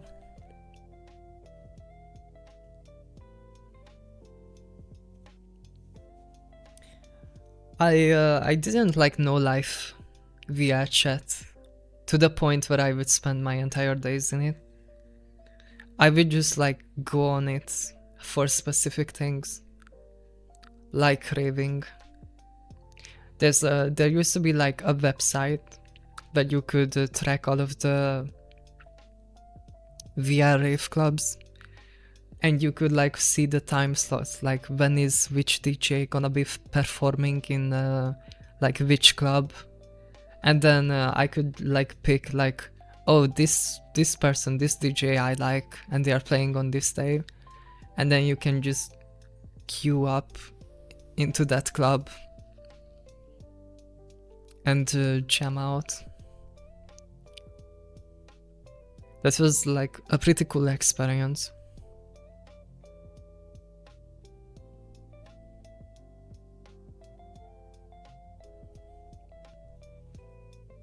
Yeah, but yeah, I didn't like No Life it. I think I got out of it quite early. Like, it didn't suck me in as much as the people around me.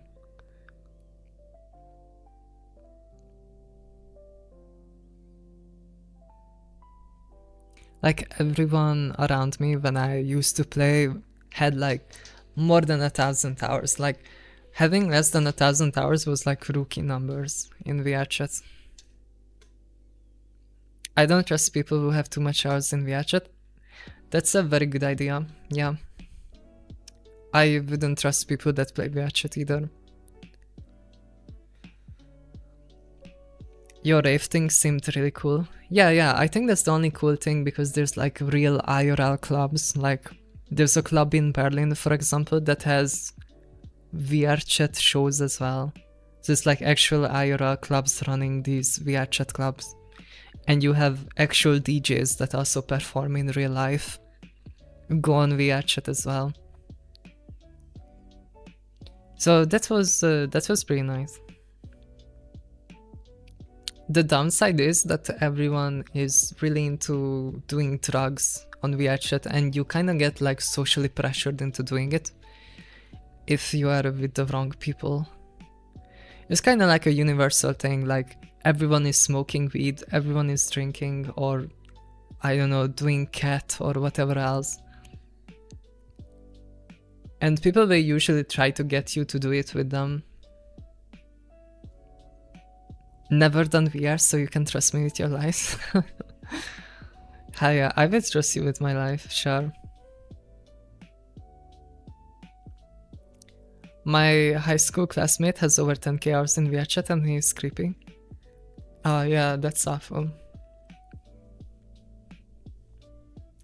I think when you have that many hours in VRChat, you just kinda lose touch with reality or how you are supposed to act in like real world scenarios, because like people on VRChat had no filter and you could really feel a lot of people were just like absolutely brain fried, you know, with like social decency and how you are supposed to hold a conversation. Like people would be like giga horny and like no personal space. You know. So you're not a crackhead? I mean, do I look like one? I mean, don't answer that. But yeah, no, not really. I would, I mean, the worst I would do is just drink, I guess. You do when you go 6'7"? Bruh. Nah, you just don't get it. You're too old. You kinda look like your profile pic, homie. Thank you. I love my profile pic. I can't wait for a Soul Eater to get remade. I hope it's true and it's not just a rumor. Love my girl Krona.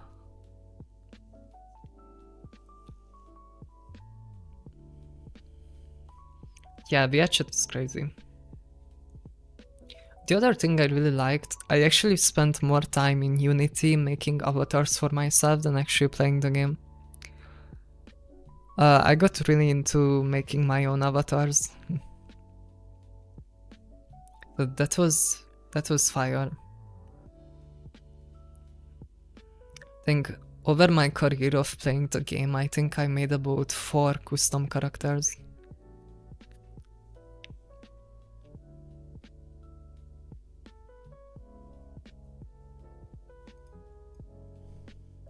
But yeah, it's a really bad place.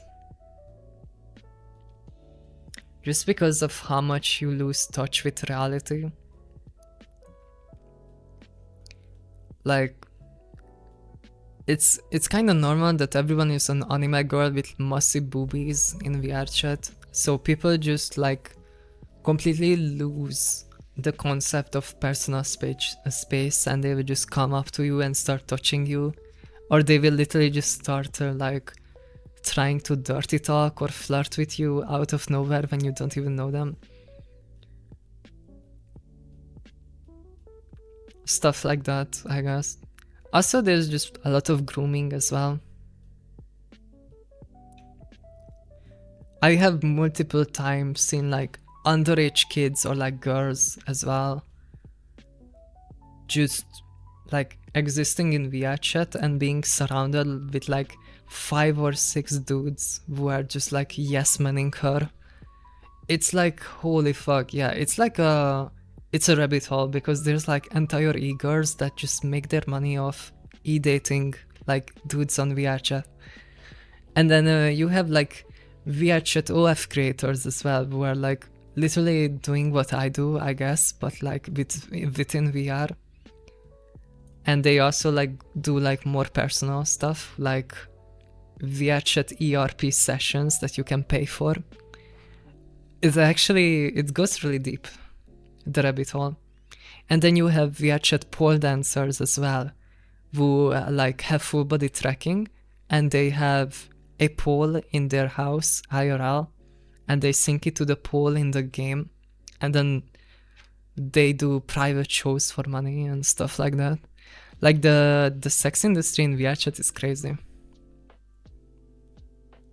Basically, the entire game is full of gooners.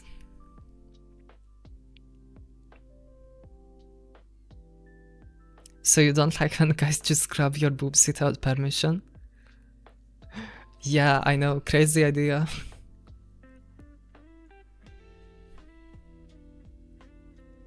To be fair, usually my characters don't have big boobs.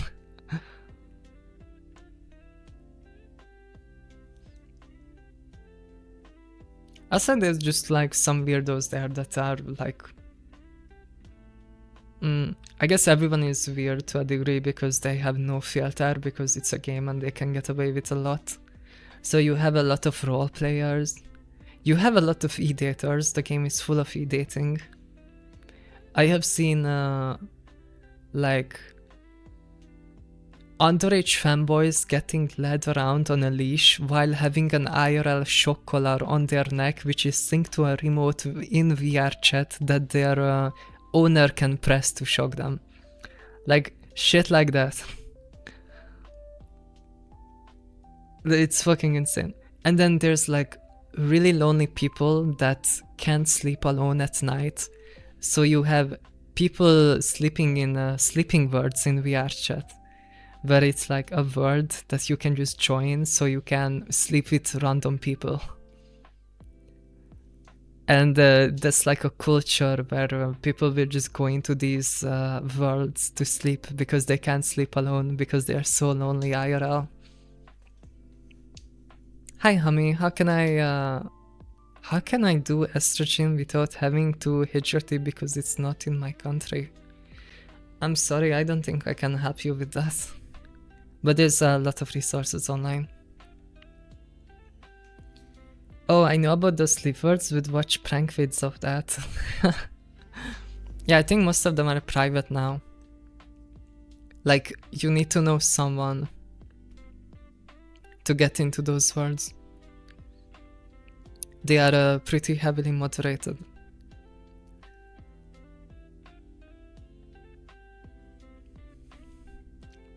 But yeah, it's actually crazy. I have met people on VRChat who like...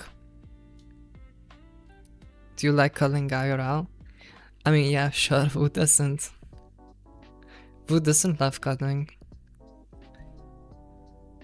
I have met people on VRChat who like opened up to me, like saying like in VRChat there's a lot of people who play a character the entire time they are in the game, and they will never talk about who they are in real life because they're completely in character.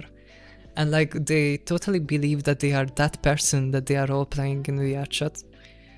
And I met one of these people and they like opened up to me because it turned out they were from the same country as me. They just like escaped the country into America, and they opened up to me about how they had been living inside their apartment in like California.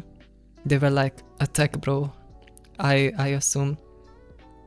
And they opened up to me that they haven't left their house in like 5 years, and they just like Uber the food to their place and just never leave their apartment, and they're just working in remote as a programmer, and they are 24/7 on VRChat. And they have been playing the character and living in VRChat for so long that they're completely out of touch with reality. And that was like the craziest like conversation I ever had. With my trauma, last thing I want is someone watching me sleep. Oh, I'm sorry. But yeah, there's some really, like, people are really deep into it, like VRChat.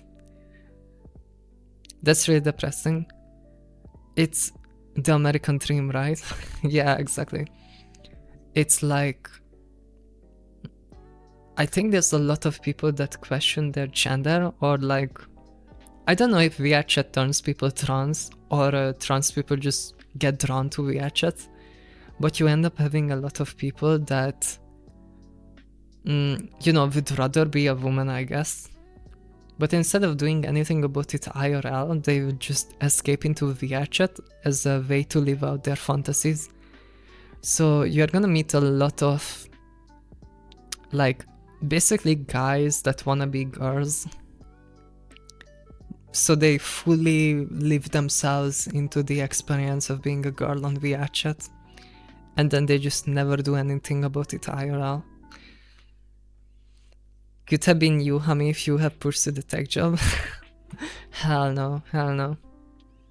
Nah, I would be a Giga Chad and I would be climbing the corporate ladder, one dick at a time or something.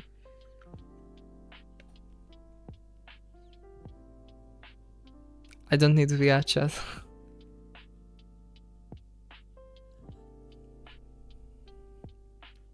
I suffer with a lot, but at least I ain't a VR gamer. It's kind of sad because the technology is cool.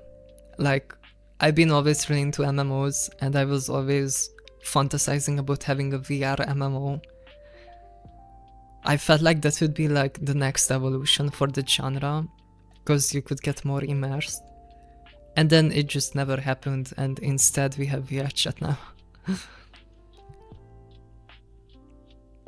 I think a lot of it has to do with attention as well. TBH. I think it just fucks with your brain. Like, if you spend so much time in VR and every time you look in the mirror you see an anime girl with massive boobies and perfect proportions and perfect everything, you kinda just, like, your brain, you know, just gets kinda messed up, I think. Like, I have seen this is like a real scientific experiment where, like, I saw a documentary of this, like, if they, like, took your right hand, covered it down and put it to the side and, like, covered it down with a towel, and they put a replica hand where your right hand would be, and they started, like, hitting your real right hand at the same time as the plastic right hand, you would eventually start reacting whenever they would reflex check your plastic right hand with your real hand, as if it was your actual hand. So basically, you can trick your brain into thinking that the plastic replica hand is your actual right hand, and your body will actually react when people touch the fake hand.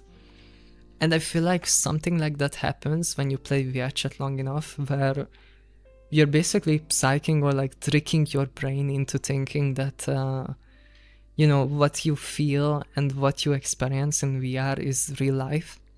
And your brain kind of just creates the sensation as if you were actually getting touched.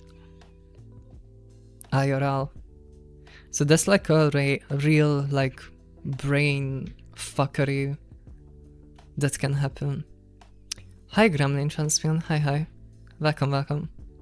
So I think a lot of people on VRChat end up developing that. I mean, I don't think there's any studies out there like how it would, like, mess with your brain, but it probably does something to you. Like, I think I could kind of feel it doing something to me as well, in the sense that you kind of lose perception of who you are. Would Death let Hemro trick my brain? Holy moly.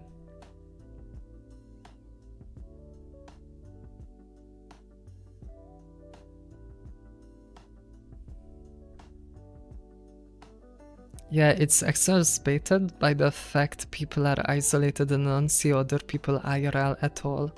I was isolated for 8 years, but luckily I didn't fall into VRChat.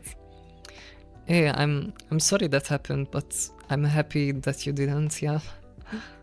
I feel like it would have been worse off if you get into VRChat, because then you would kind of lose the motive to go outside and meet people.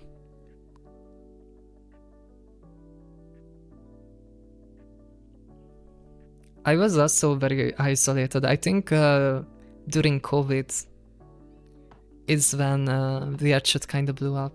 Like, everyone was isolated. You got a damn lab. I have my VR gear, like, still hanged up next to me. but it's like haven't been turned on in like, I think more than a year.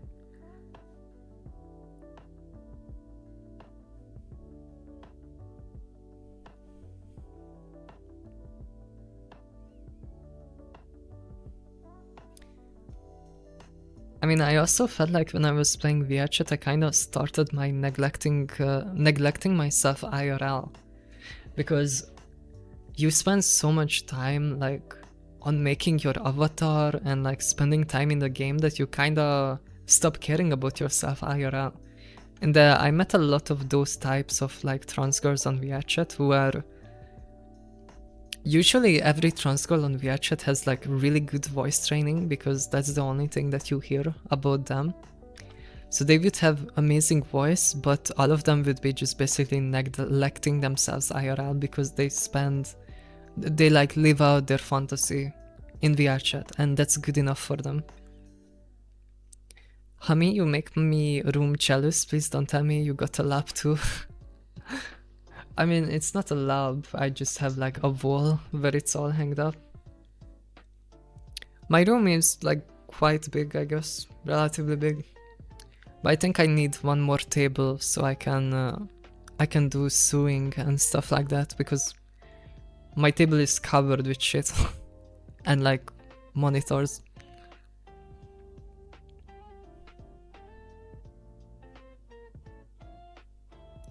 It simulates the desire for connection and the connection itself, which was the only reason I wanted to fix my life. So it just kinda traps you in VR, very unhealthy.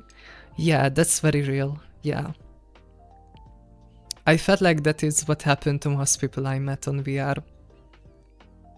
They kinda replaced real life with the VR.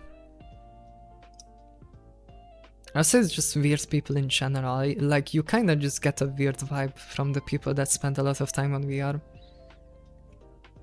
I made like 1 or 2 friends that I like stayed in touch with even after I quit the game. And like the less time, or like the more time passed by since I played the game, the more I like noticed how weird they are, you know?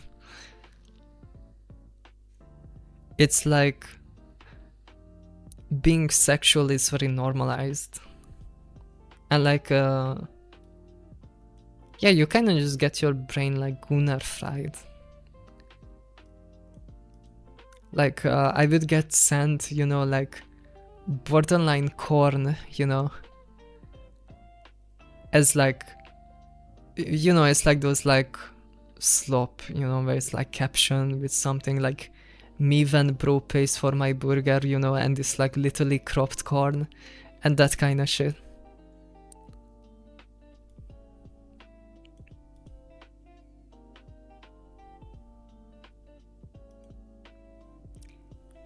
You the real goat, Tommy, love you. Hi, Ayami. Hi, welcome. Thank you. But yeah, okay, I think that's enough talking about VRChat. I don't think it's all bad, I just think it should be done in moderation.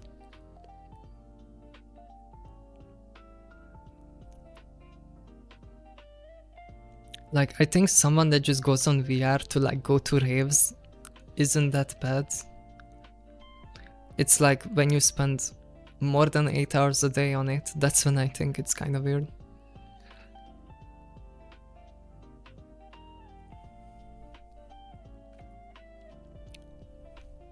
Half my shit lives in my closet, cause I got no room. And you getting a second table? I dead. I'm sorry. Like, I don't know, one day I will do a room tour. It's not bad the way you used it, Tommy, don't worry. Oh no, I went down the degen pipeline. I went down into the really degen parts of VR. There's a reason why I know about the sex industry there. Also, it was weird because I had people recognizing me in VR a lot, and it kinda like spread around, you know, by word of mouth that I played the game. And then I would have people like trying to snipe me.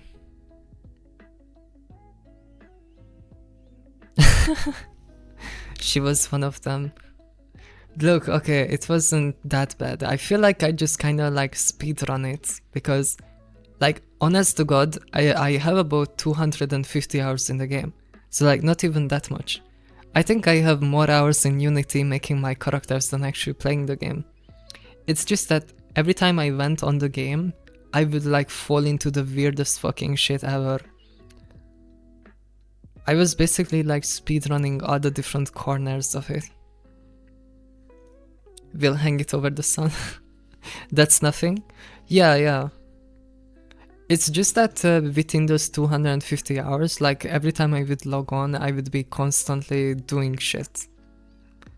And like, that way I went down into the rabbit hole. I have more hours in Dead by Daylight and I barely touched the game. Yeah, I think I just learned a lot, like I went through a lot in those 250 hours.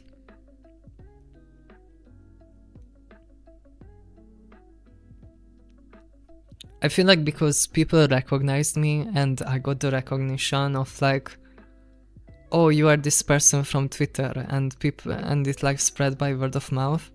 I got into like the popular circle, I guess. Because the way it works in VRChat is that every VRChat player has a Twitter account, and it's like the social hierarchy in VRChat depends on how many Twitter followers you have. And people will treat you differently depending on how big your social media accounts are. Hi Golds, hi, welcome. So, because I was already like an IRL creator when I logged into VRChat, I already had a massive following, and because of that, it's like my power level was really high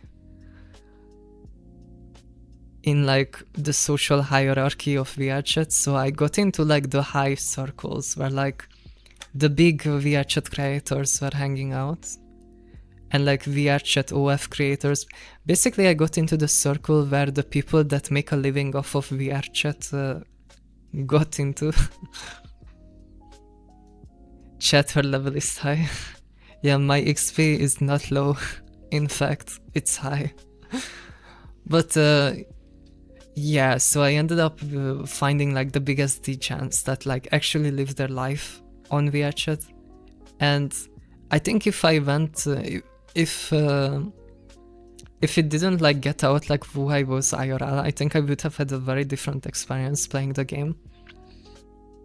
Because I basically just got into the no life section of the game. So I got to know a lot about sex workers that like make a living of like VRChats and OF content. I met with like modders who make worlds in VRChat. There are basically people on VRChat that make worlds that you can like join, and then they rent out odd spaces in those worlds. So if you have a world that gets really popular and you sell odd spaces on it, you can just make a living off of that. So there's modders who are just making these worlds and then making money off advertisements, stuff like that. There's like an entire economy. I'm sorry, VR sex.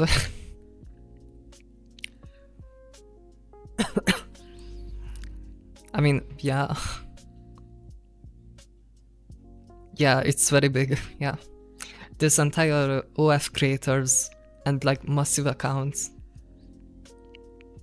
It's kind of like an evolution of being a VTuber.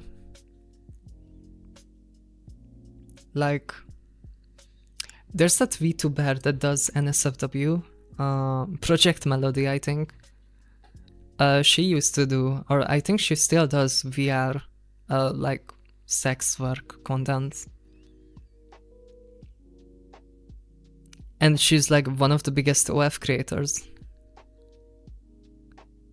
Yeah, and she's also like, she basically has her VR avatar like in 3D, you know, like there. and then she would like have a vibrator inside or something, and then, you know, people can donate, and then she like, you know, moans. I don't fucking know. And like that's the content basically. Or like I think Project Melody does a lot of voice acting as well. So there's like a big VR chat, like creators like that who like do voice acting, or like private VR sessions. Make it tighter, sure, let me tweak the code program. Yeah, pretty much. And then the craziest thing is, you know, LoveSense, like the brand. LoveSense has like built-in like functionality, so you can sync it up to VR chat. So basically you can have like a LoveSense vibrator inside you, and when you are getting fucked in VR, it basically vibrates to the like a haptic feedback basically. Yeah, there's like a full-on like LoveSense interface into VR. LoveSense, yeah. The other thing is there's like, you can give someone your LoveSense remote in a game basically, because people like imported it like an asset. So you can basically like spawn down an object in your hand, which is basically the remote to your vibrator, and you can literally just go there to someone and give it to them in the game, and they can just do whatever with it. I don't know what that is, but now I'ma go find it. It's basically a brand. It's a toy brand. The only thing unique about them is that they have an app and they have like an interface where you can pair it up to video games basically. Yeah, it has a lots of online integration. You can basically pair it up to like any game, and you can use it as like a haptic feedback or something.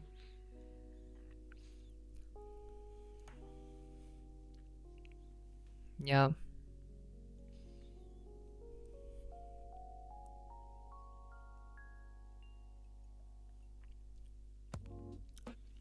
There's also like LoveSense like stroking machines that you can like, you know, it like strokes you, and you can also link that up into VRChat, so it like syncs with the action in the game. Basically, it's really Django shit.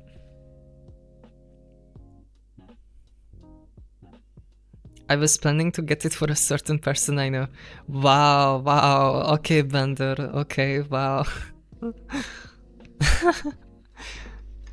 So you didn't know what it is, but now you wanna get it for someone? So we already know who it is.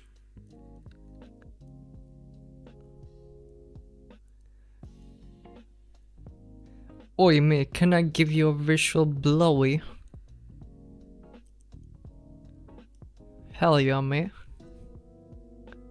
Oh, I may. That sounds mush.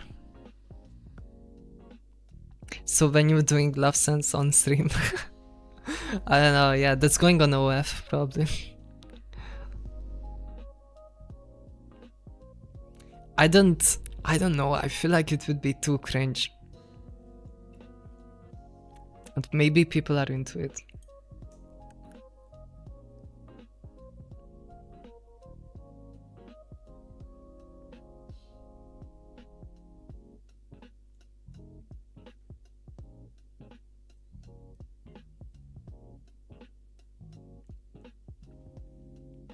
I haven't really considered doing that live.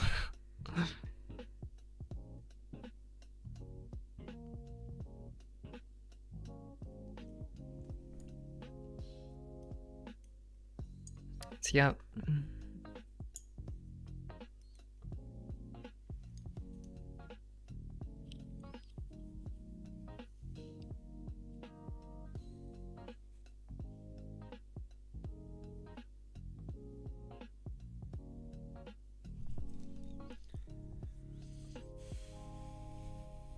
Yeah, well, hi Hoitartron. Hoitatron. Hello. I'm about to throw some money into that online vibe token chat. Holy. No, I didn't know until now. Sounds cool. Long distance sucks. Spicy it up. Yeah, if you're long distance, I guess. That's kind of what it was made for. Yeah. Makes sense. I didn't know you were in a long distance.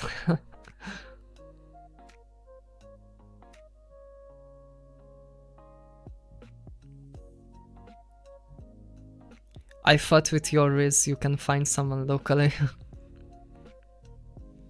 Hi Ryoko, hi.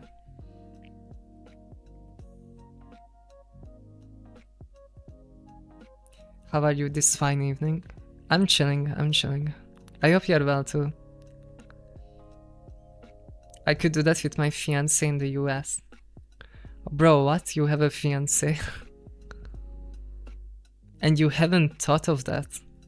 How the fuck do you have a fiance and you don't and you haven't thought of love sense at that point? I don't know, if I was into long distance relationships, I guess I would be onto that.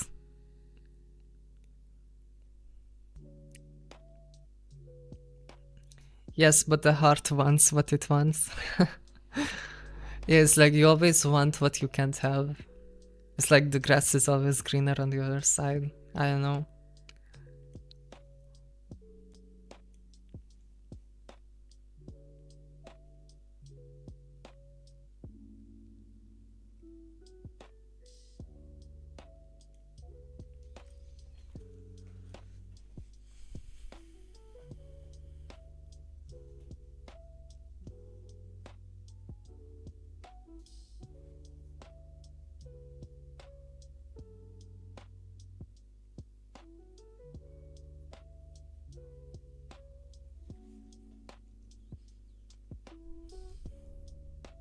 Because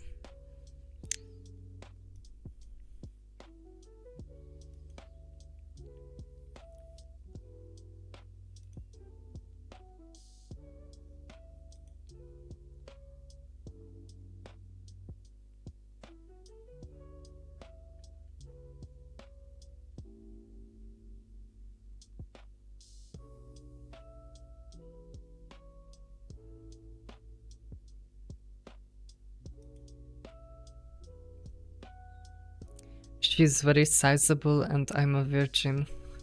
Huh? What does that have to do with long distance? Huh? I don't get it. I like the little dangle things on your glasses. Thank you. I love glasses chains.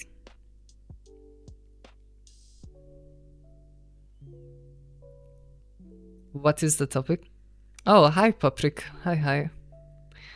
We were talking about, I guess, long distance and VR chat and love sense and VR chat e-sex. You know, just the usual. It's like casual Tuesday afternoon topics. I love chains, period. Anyways. It's so hard to find alt clothing, actually. I don't know if it's just me, but like shopping for clothes is such a miserable experience nowadays online. It's so fucking hard to find what I want. I literally have to spend hours for a single piece of clothing.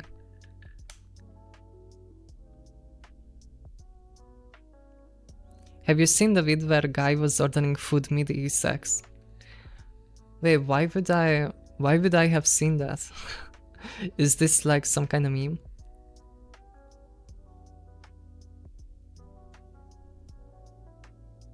As a guy, there's nothing fun to wear. Yeah, that's kind of valid. The meta right now, if you're a guy, is just wearing oversized stuff, I feel like. I definitely like being a girl way more in terms of dressing and self-expression.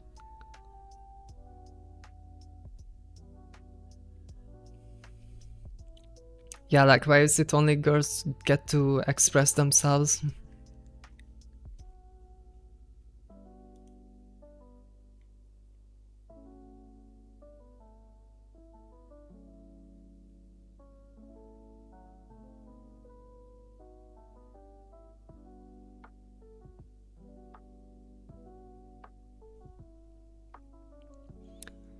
Plus everything is so expensive. Yeah, yeah.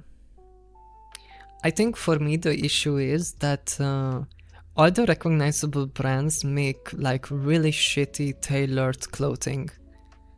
And all the like cool looking, like really interesting clothes are just fast fashion from China. And you kind of have to like strike this middle balance where I don't want to have generic basic like slop, because I feel like a lot of Western cloth brands just make untailored slop that like already looks bad on the model on their own website, you know. And then with like Chinese stores, it's like hit or miss, you know. You might get absolutely scammed, and then sometimes you get some really cool pieces. And it's just like finding those gems in like all the trash is super hard. Or like oftentimes I see like a piece of cloth on like someone else on like socials or something, and I wanna find it myself, and it's just fucking impossible to find.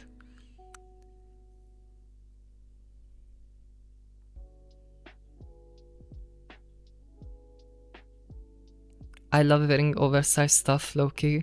Yeah, I think oversized clothing looks really cool on guys.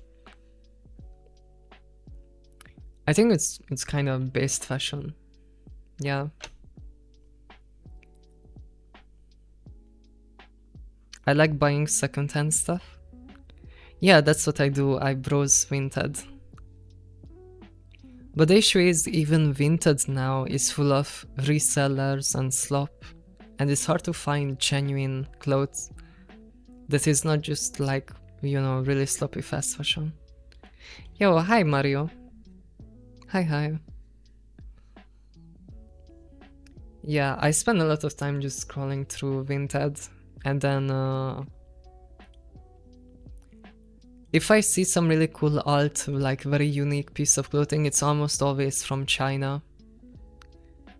So usually I try to find those, but doesn't always work out.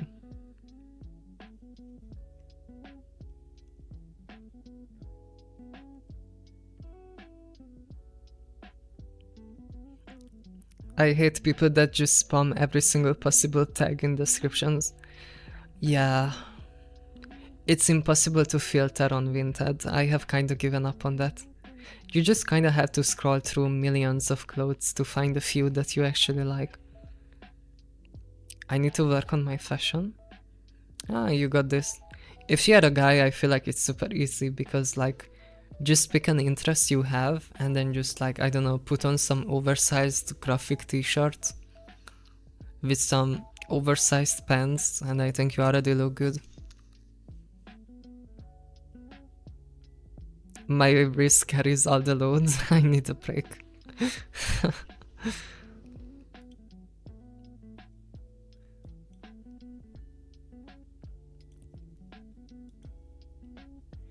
You know, practice makes perfect, you know? And that's how you meet the perfect one.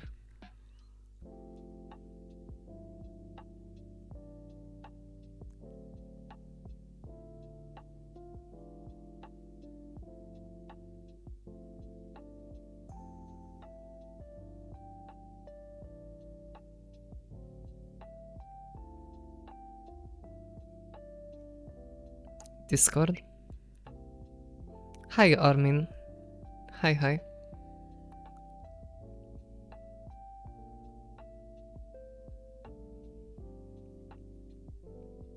Yeah, the bender race goes crazy actually.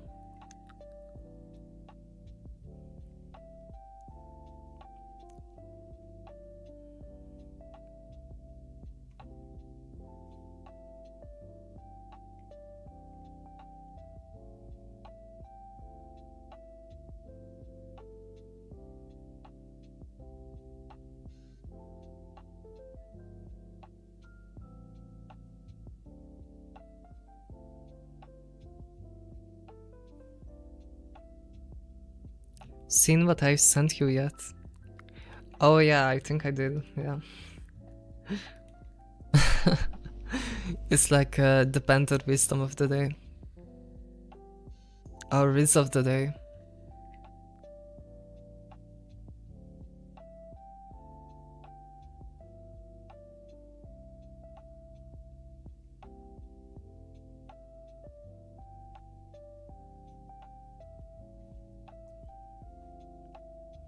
No, maybe share us your wisdom. Yeah, go on, Bender, share it to the class. Test running it to see if it was good. I mean, I think it was, yeah. You like... To be honest, I'm not an expert on what's good riz. I just think all of it is very kind. What the fuck, why is VIP 60k? I'm sorry, it's been raised for a while now. I think some people at this point would have collected it.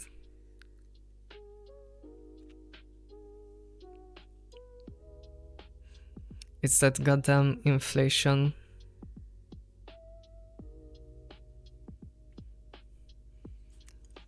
It's like because of poach hunters like killing too many animals for fur, the point system had to be inflated. You can Google furry inflation for more details.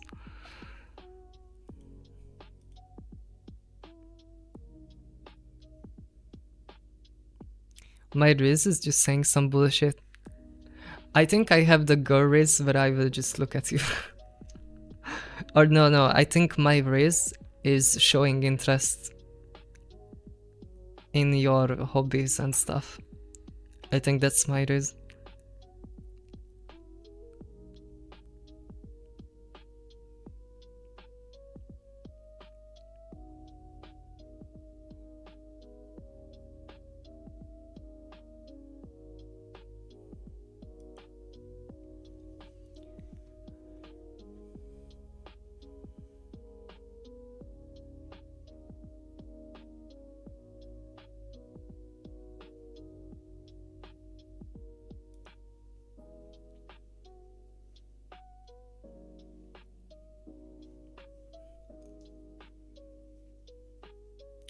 The streams have been getting kinda slow, so maybe I will start advertising it again. I don't know what I do, I just say what comes to my head. Damn, you must have a, like, how do you say it, very poetic mind. You always got some bars. I assume Riz is just the kind of thing you have like 7 lines on quick slot in your brain that you can fire off. Been slapped or thrown water on me a lot though. Wow, what the fuck? Really? Is that when you try the Riz in public? Like at a bar or something? To be honest, I don't know how IRL Riz goes. Like, I don't know how much Riz works IRL. I think for Riz to work, the other person kinda already has to have an interest in you.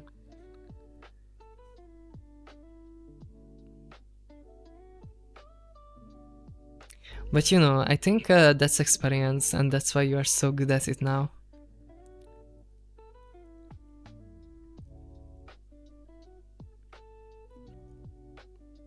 You gotta get yourself out there, so you're already a giga chad for getting yourself out there. I think most people would be too shy or scared to even try. Yeah, the partners of those I raised don't like their mate giggling over me. Oh wow. Holy.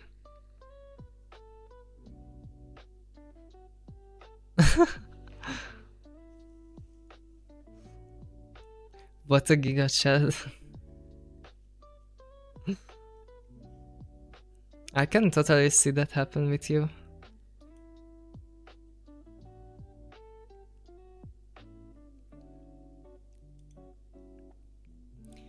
I cannot talk to a person I don't know in public. Yeah, I think I struggle with that as well. I just struggle with what to say. Like, it kind of like it often happens that like I get a compliment from someone and then I just don't know how to follow up the conversation, you know. I feel like getting complimented is kind of hard because it like puts you on the spot where like you kind of have to say something back. And then I'm always like overthinking like, oh fuck, what do I say now? Because it's like you can just say thanks, you know. I feel like if someone compliments me, I'm kind of obligated to compliment them back, you know. That's normal, right? Like if you get complimented, you kind of are obligated to compliment them back, but then you kind of have to come up with something to compliment that is like actually genuine.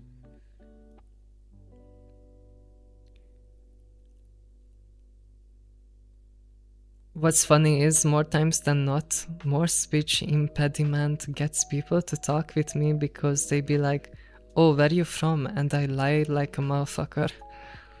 Oh, that's good. That's good actually, yeah. I didn't even notice you have speech impediment. You kinda just sound American to me.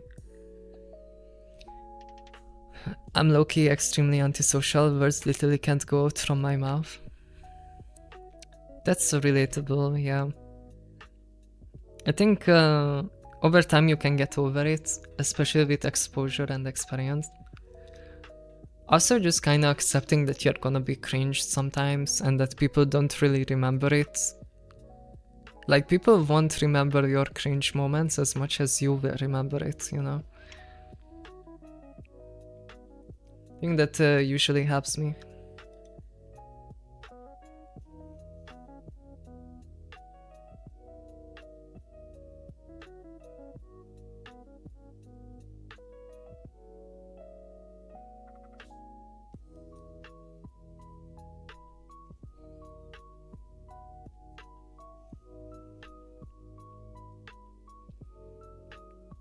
I'm too scared to talk IRL. I can talk to the cashier, but that's about it. I kind of felt that way in my own country, yeah. I'm usually very self-conscious about my voice because I feel like it gives away the fact that I'm obviously not cis. But when I was in Barcelona, I felt really comfortable actually. Like, I was chatting people up, well, okay, not chatting people up, but like, I could hold a conversation with a server, you know? And like, yeah, I didn't feel shy about talking in places. But like when I'm in my own country, I feel way more shy.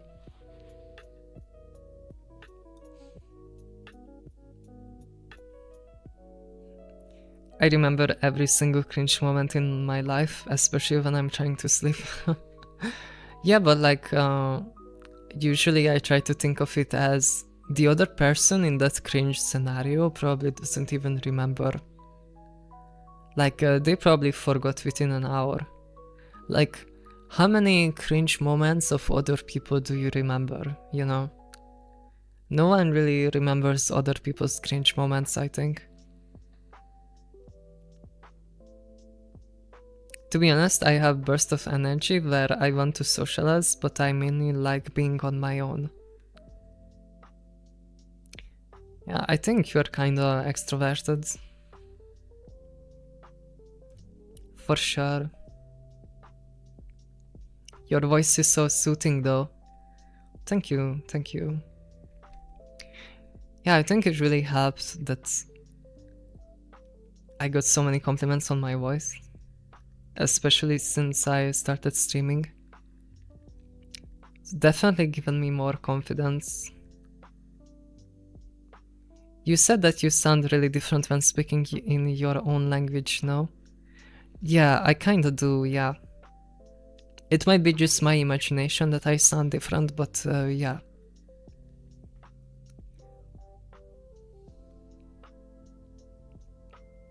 I remember the... Okay, I'm not reading that. Fuck you. How could you do this to me?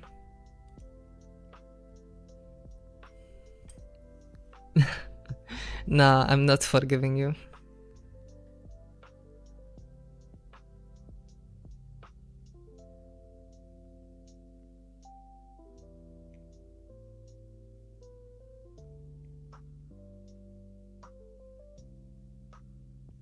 Hamid, that dance made me smile. Nice. Well, I'm glad.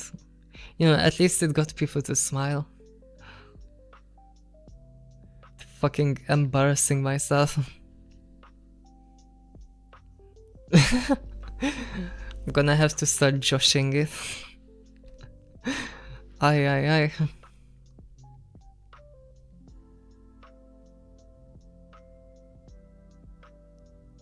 You're really adorable, thank you. I think I'm very shy, I think. I just, I need to get over my shyness.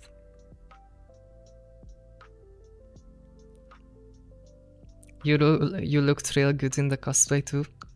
I kinda look back at it in a cringe way because I feel like my makeup was worse back then.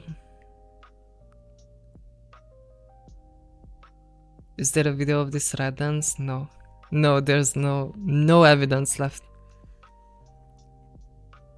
It's lost media. No, guys, it's lost media. Don't worry about it.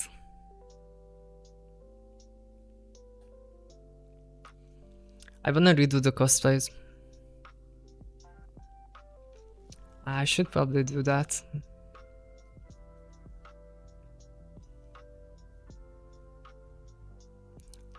I have the Chendo swimsuit on the way. Actually, it should have arrived. Yeah, I'm getting the Chendo swimsuit and I definitely wanna do a cosplay then.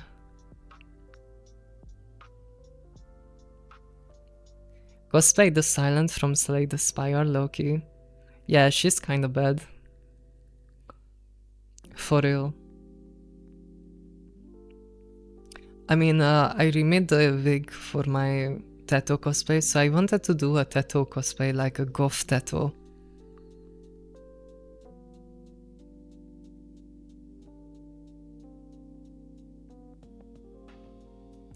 I think I will probably do that tomorrow, actually. Why not? Oh wait, no, actually. Oh fuck. I have a hairdresser appointment for tomorrow. It's kinda gonna mess up my day. Chendo is my first event banner pool, so that's nice. But then I stopped playing. Yeah, I played Zenless when the game came out. As soon as it released. And I really fucked with it back then, and I was really sad when they absolutely gutted the game. Like, they completely cut out the minigame parts of the gameplay loop. The entire roguelike element was cut. They basically just dumbed down the game so you can play it with one hand. The Gyaru fits had me eating my fist though. Oh yeah, I still have that.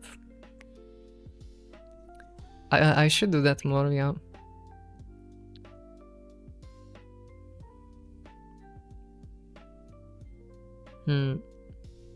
I could dress up as like, I don't know if it would match, like Teto in a Gyaru lingerie.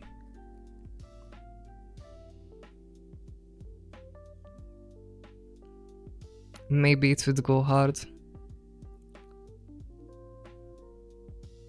I think I wanna do goth Teto. Yeah, maybe I will do that tomorrow after the hairdresser.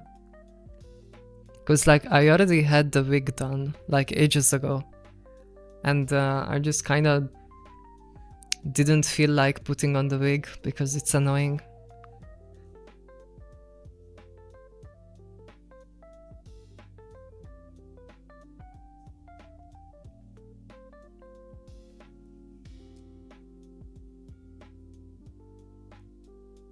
I feel like people didn't like the Gyaru stuff as much, that's why I don't do it anymore. Like, it just didn't get as many likes. People just like goth, I guess. Or like dark, like black clothing.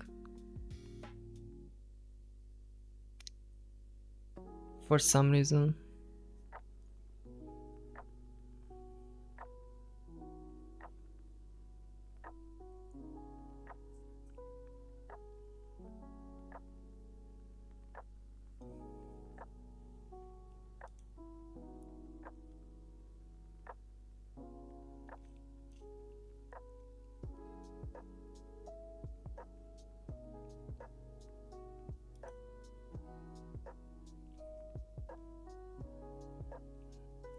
I hate how people started calling any art style goth. It lost so much meaning. Yeah, I don't really sweat it anymore. Like, pretty much everything is goth. If you're wearing anything black, it's goth.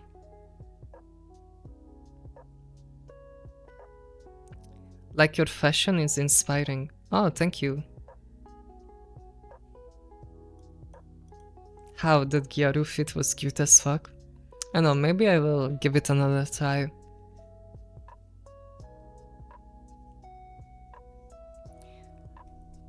Yeah, like, I don't even know what my style... Like, the way I dress, like, what is that even? Because it's not really goth, I guess, it's like... I don't know. Somewhere between punk and goth, I guess. Something like that. I think I dress kinda basic.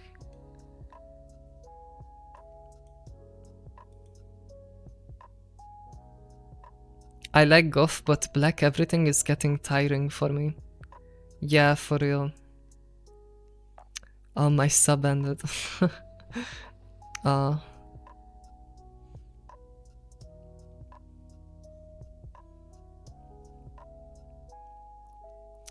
Black everything. Yeah, I get shit talked by my therapist all the time.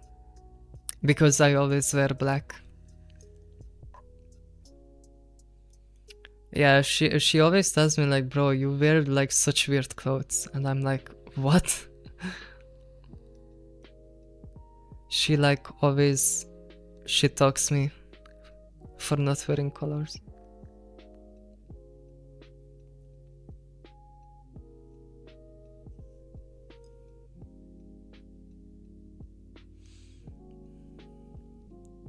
But yeah, I think I'm starting to realize as well that there's more than just black in colors that look good on me.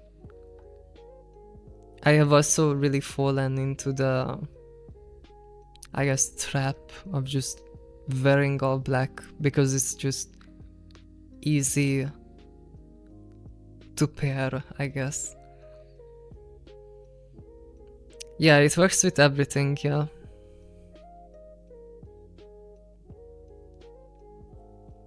But damn, do I like seeing more colors on a girl. Yeah, I agree. I think the sundress that I had on, like, I don't know, a few weeks ago, I really fucked with that sundress.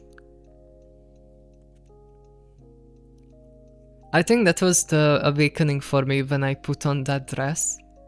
And like, I didn't have anything black on me that I kind of realized, oh damn, this actually kind of looks good. I still kind of default to black, but now I try to get more colors in.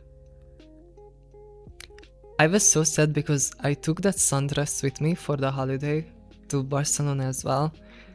Because I was expecting it to be quite hot, and it was actually not that hot. It was like 20 degrees, like just not hot enough to wear a sundress with nothing else. Also, the other fucking miserable part nobody talks about with dresses, this is like a girl struggle issue, but like most like dresses that girls have like built-in pants. And the issue with that is, if you want to pee, like how do you do it, you know, because it has built-in pants. So the only way you can piss if you are in one of these dresses is by completely taking it off. Basically, you have to get naked to piss. And you have to do that every time. Because, like, you know, the dress is one piece. So, like, you can't really, like, pull your pants down or anything. Yeah. This is like the struggle nobody talks about.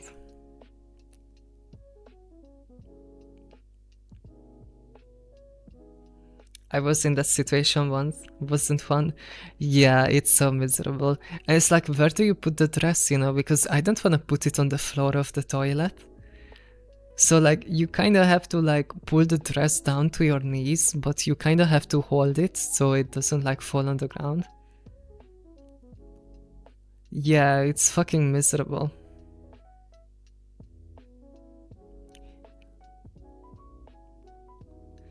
So yeah, I think that's why I don't like dresses as much when going out in public.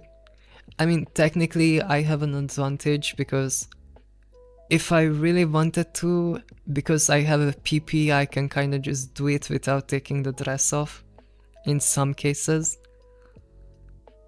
But like, it's still complicated.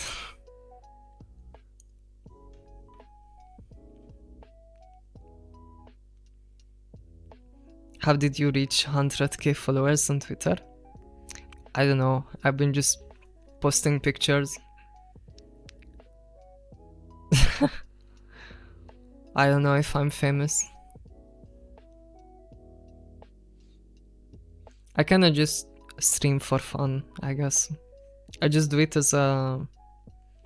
I want to eventually like take streaming more seriously, but right now I think I'm too shit at it. I just don't have an entertaining enough personality. I don't see the future in streaming.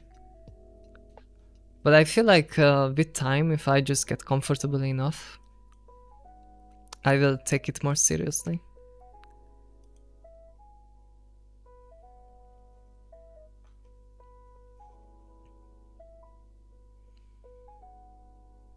Yeah, some girl clothes just lack function, but damn, don't they look good? Yeah, the other thing is like not a lot of girl clothes have pockets, so you kind of have to carry around a bag, which is also really fucking annoying. I hate not having pockets. That's why I have my favorite cargo pants that I wear everywhere, because it has like 5 different pockets. So I can carry everything in it. When you go mainstream on Twitch, remember your OGs. Of course. I don't know when that will be.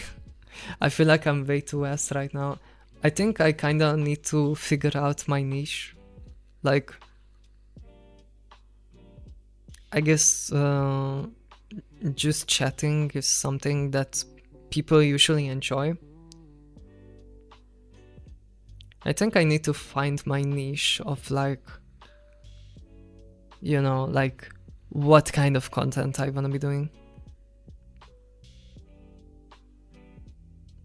I'm gonna eat now.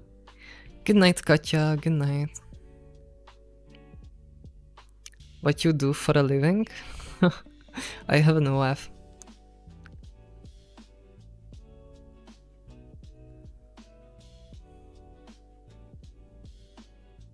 Just stream Rinward, I'm telling you. Okay, how many viewers Rinward has? I feel like, I don't know if Rimworld is fun to watch. Like, it's one thing, like, it being fun to play, but I don't think it's fun to watch.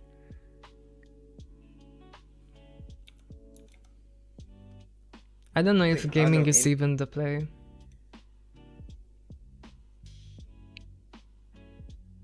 Why, it has like 300 viewers.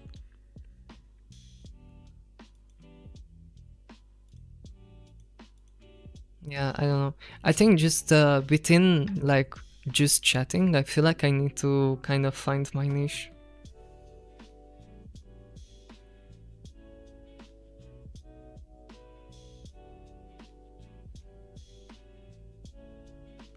I would watch it though.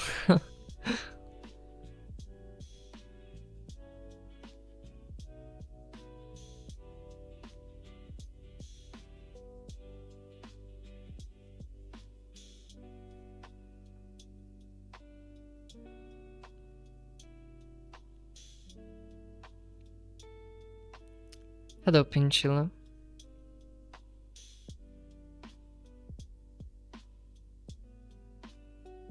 One good girl is worth 1,000 bitches. Yeah.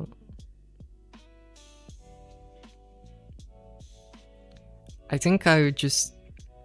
I don't know. I think for entertainment value, I like to just talk about slop, you know, like slop drama. I think that's good fun.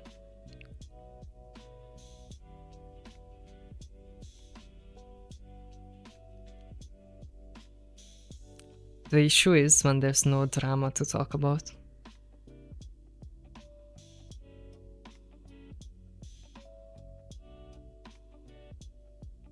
Start with comfy games you love. Yeah.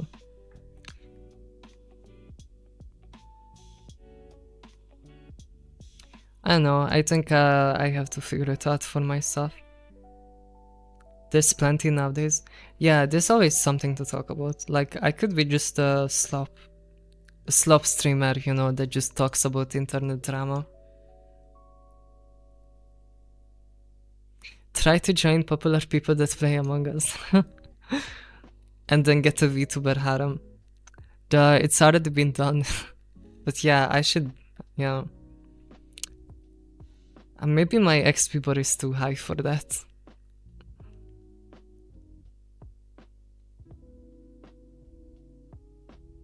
Method is unpatched, trust me.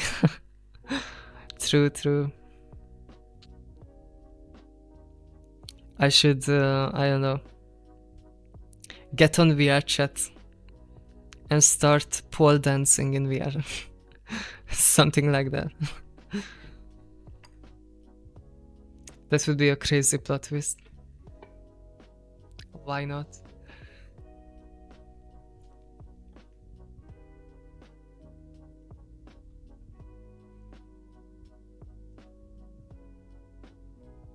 Oh, good night, Armin.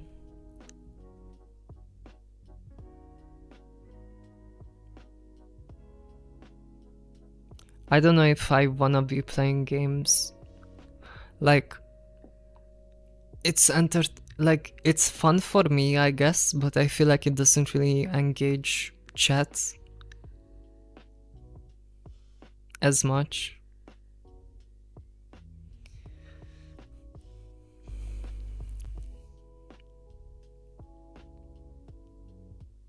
Like, whenever I play games, it's definitely less viewers.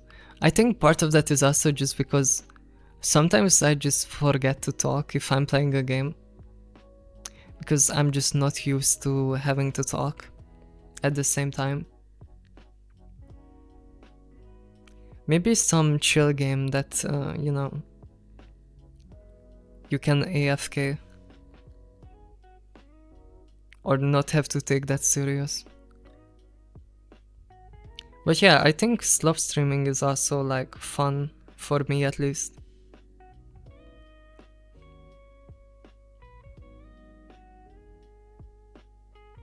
Like, I don't know, like, who is a slop streamer? I think slop streamer would be someone like... You have the political Andes, they are technically slop streamers, I think. Because they're just reacting to stuff, basically.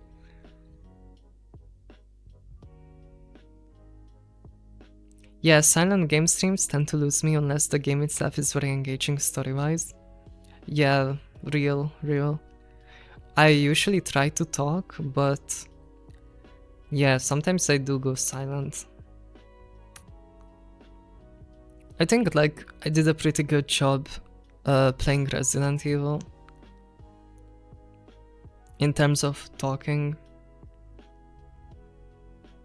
It's just every game has like a niche, so like you can't please everyone with a single game, you know, like some people wanna see this game, some people would wanna see that game. Hi Kafka, hi. I'm doing good, thank you, hope you are well. Talking during a game is rough because I want to beat your ass at pinball. I think I'm still leading. Yeah, not all games are streamer friendly for sure. Some games are just not as entertaining to watch as it is to play. And then it will, yeah, of course, turn some people off.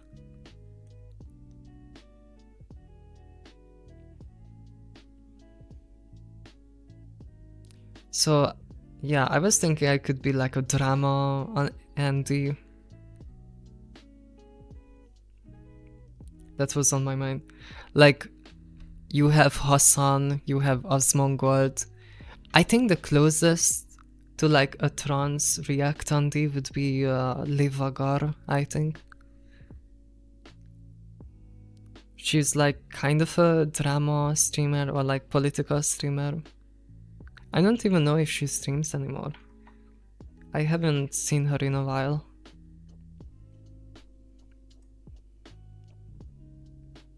I don't wanna touch politics too much because I don't live in America.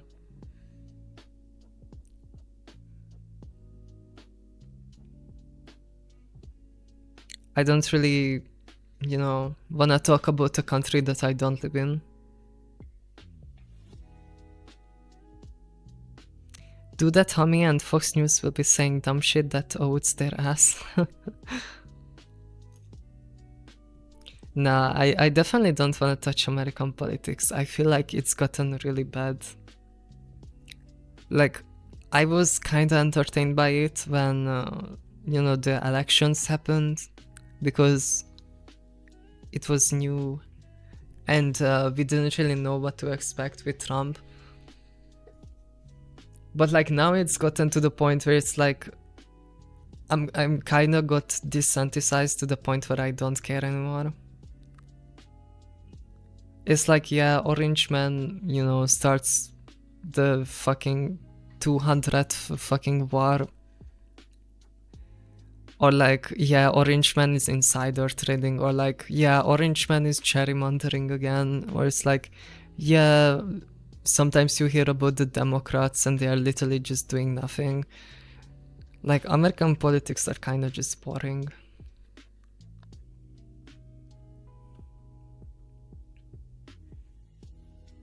I think talking about USA politics when not living there is okay because their politics have direct influence on almost entire world. Yeah, I know for sure. Like, yeah, like I used to consume a lot of political content about America. Like, I would be watching Hassan, I would be watching Vaush, I would be looking at the news every day. And I think I just got desensitized, you know, like literally every day you could talk about something new, about like what someone in the Trump administration did on that day. Man, gas prices is $6 a gallon right now. Holy, that's crazy. Yo, hi Swexon. Hi.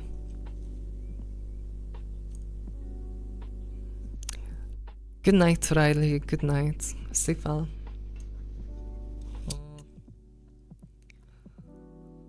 Yeah. It gets boring. Yeah. I think I like online drama content more. Like talking about them. Because at least it feels like it doesn't really have a stake, you know? You are just kind of talking about drama for the sake of it. It's kind of like gossiping.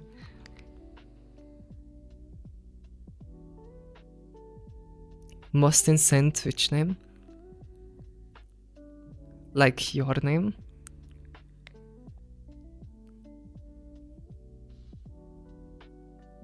Oh, I didn't see.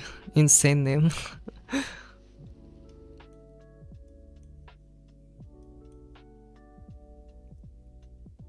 The Swexon.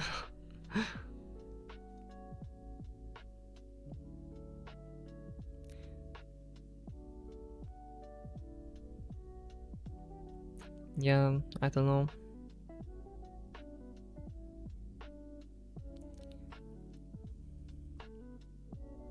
Gotta find a niche.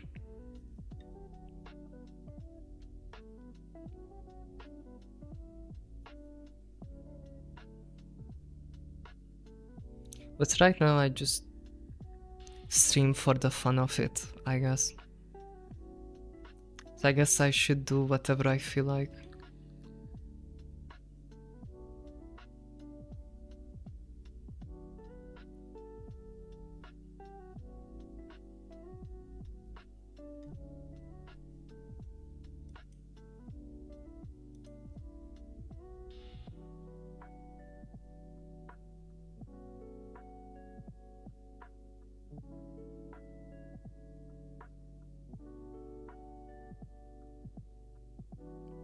Fun in 2026, yeah. Crazy concept. All we can do is do what we feel like. Yeah, that's very valid, yeah. It's hard for me to like settle on one thing to do.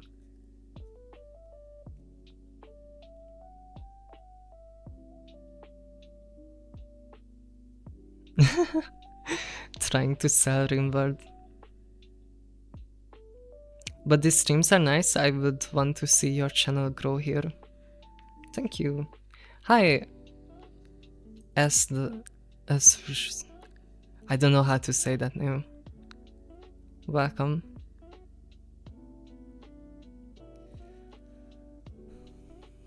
Rimworld is addicting, that's true.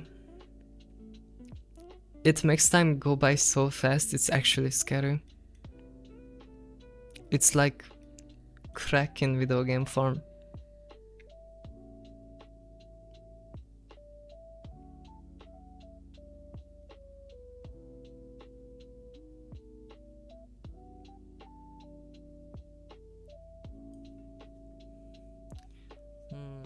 I kinda have to think about it, like what game would I wanna play? Or I feel like if I'm gonna be like chatting, I kinda have to like think about topics beforehand. Cool hair, thank you. Thank you, thank you.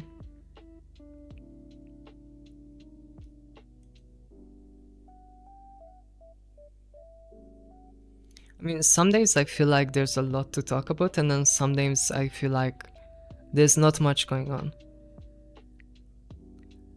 Homie, we should try the Ultimate Chicken Horse sometime. What is that? Wow, I have a recommendation for a game. Yo, let me guess. You already know. Harry's 10 out of 10 for real. Thank you, thank you. It's just kind of a mess right now.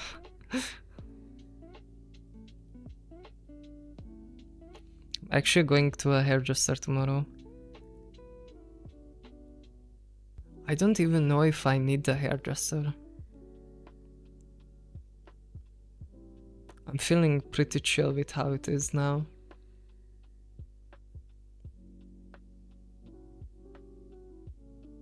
Yeah, actually I'm not even sure.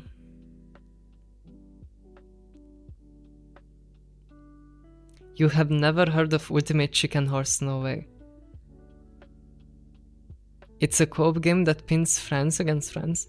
Wait, how did I not hear of this? Yeah, I gotta look it up.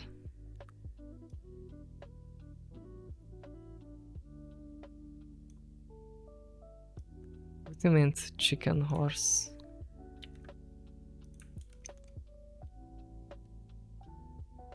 Really? I have never seen this. Is this like a new friend swap?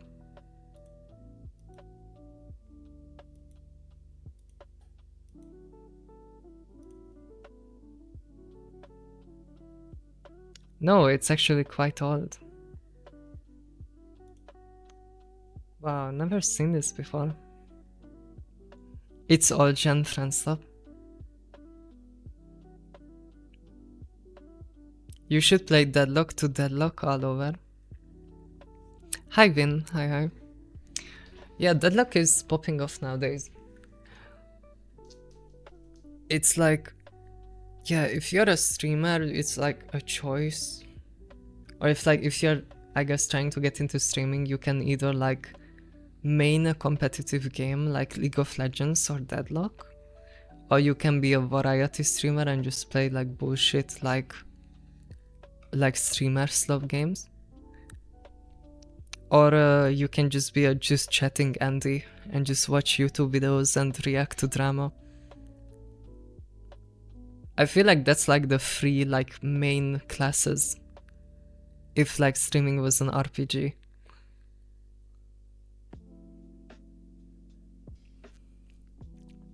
And then I guess you can subclass within those like groups.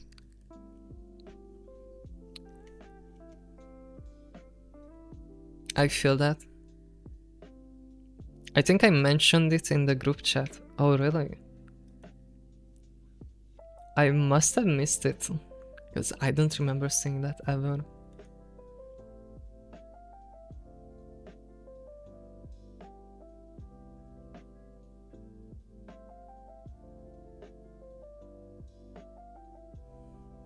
Hi, Giraffe. Hi.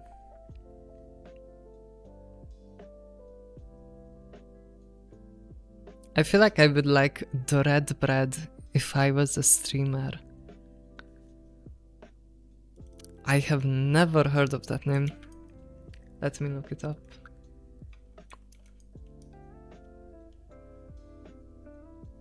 Wait, what? It's a YouTuber? American YouTuber. I have never seen this guy before.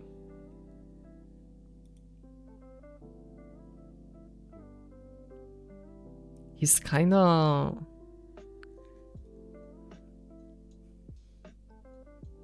Oh, it's just a Let's Player. Okay.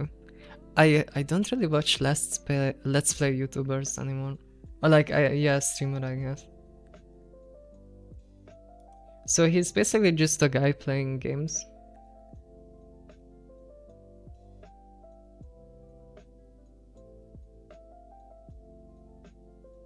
Yeah, his YouTube channel is literally just playthroughs. Bro is one of the OG YouTubers. I never heard of them. That's crazy if he's still going. Like Smosh and PewDiePie. I guess he wasn't controversial enough. Like, the only OG YouTubers I really know is like Markiplier, Jacksepticeye, PewDiePie, you know, I guess Donkey, Jontron, I guess. There's a few other. Yeah, I think I wasn't watching Let's Play YouTubers as much.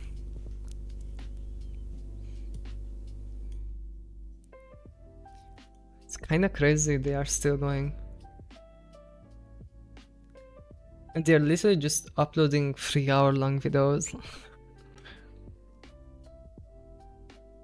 It's kinda based. Oh, good night, Vaskalivabit. Good night.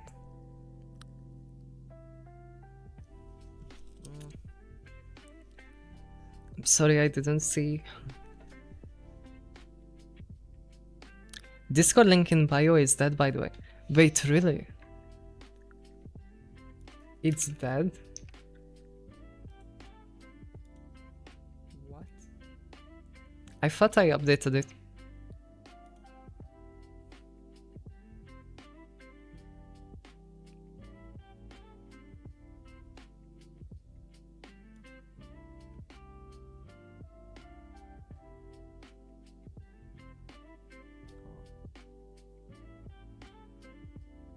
Wait, the link worked for me.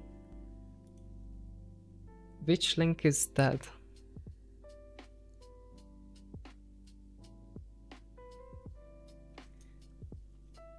Oh, it's the image. It's the image, right? Yeah, okay. Yeah, I see what you mean. Okay, so I have the Discord linked as like in my bio as like an icon.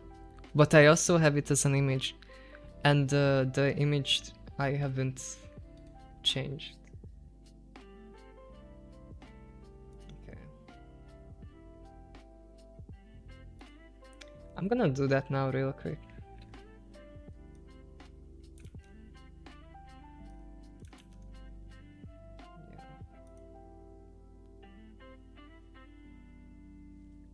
Okay, it should be updated now. BioLink dead. I mean, it shouldn't be because it's literally the same link.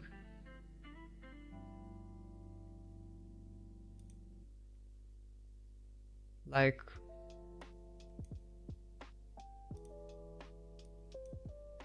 huh? Like, oh, I zoomed in too much. This link works, for sure. And this one didn't work. This one I had to change. But this one works.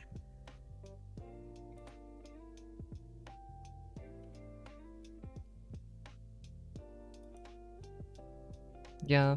Okay, all of them should work now.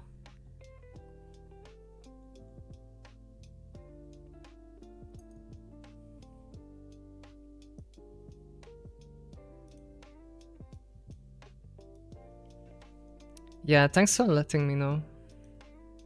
I forgot.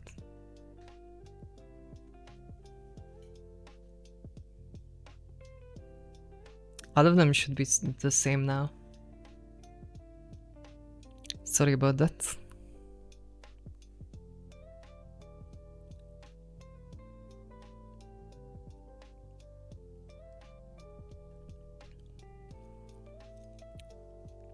I feel like nowadays people don't really play games on Twitch anymore. It's more about being a React Andy or just having some kind of content, I guess, or some kind of niche that you fulfill.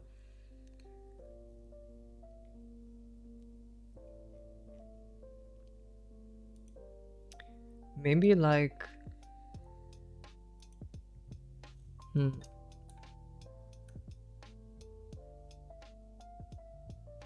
Okay, Twitch is still popular if you are playing competitive games. But like, I think variety gaming is kinda not really a thing anymore. Like, who were the big variety streamers? Like, Lyric, I guess, is a big one. Okay, I guess there's still some, like Shroud is technically a variety streamer now.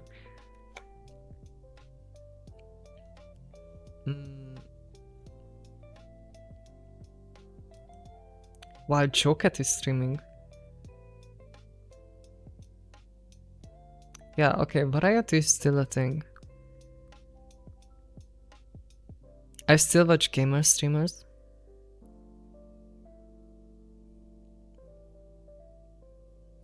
Be good looking and funny / quirky. Yeah, I think nowadays, to be popular on Twitch, you basically have to clip farm, or you need to have connections.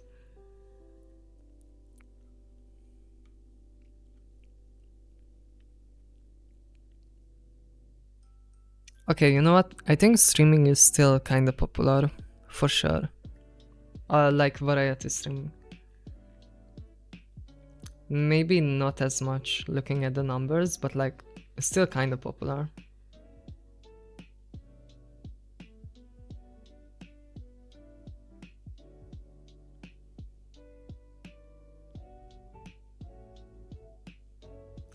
You gotta be loud and point at something and get that red ring around it and open your eyes and mouth wide and then clip and ship hype. Yeah, exactly. I gotta like scream and freak out. Or I gotta talk about sex. Yeah, that's the other option. Someone on my bus is watching TikTok at full volume. Yeah, tell them to shut up. I hate when they do that. Mr. B style, for real.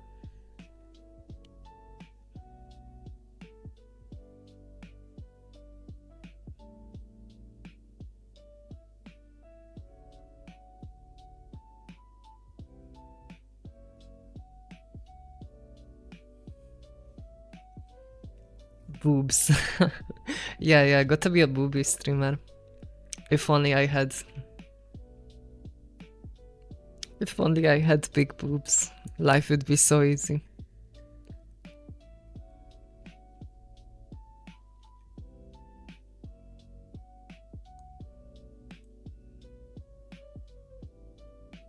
There are signs on most public transport in Erlang telling people not to be annoying with shit like TikTok.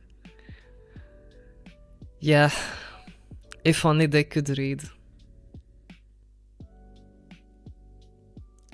Dude, low-key, it's like... I don't know, okay, this is wild, but I was thinking about playing League of Legends on stream. I feel like that would be funny as fuck. It's like the fucking Goblin Musk calling to me.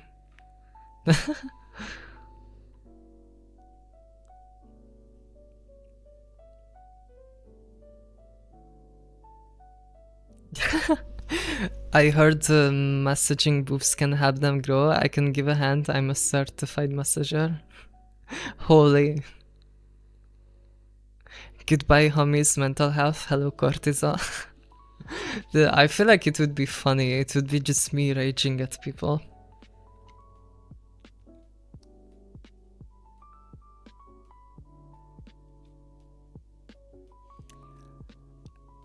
It would be funny. I'm actually kind of tempted to do it just because...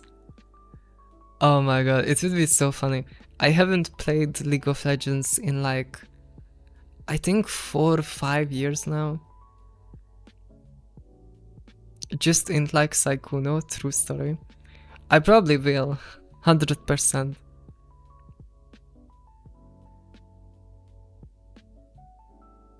Honestly, the fear of God struck me after I sent that, homie.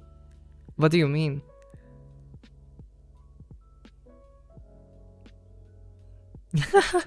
When was the last time you played Dreamworld? Dude, actually, it wasn't that long ago, I think. It was like 6 months. Yeah, no, you know what? Fuck it. I'm gonna play League of Legends next time I stream. Fuck it, why not? I haven't played in 5 years. I'm gonna int my ass. I'm gonna be super fucking embarrassed. It will be good content. I'm gonna get fucking flamed. Yo, hello Chris. Hello. How you doing? League of Legends, yep. It's calling to me like the green goblin mask.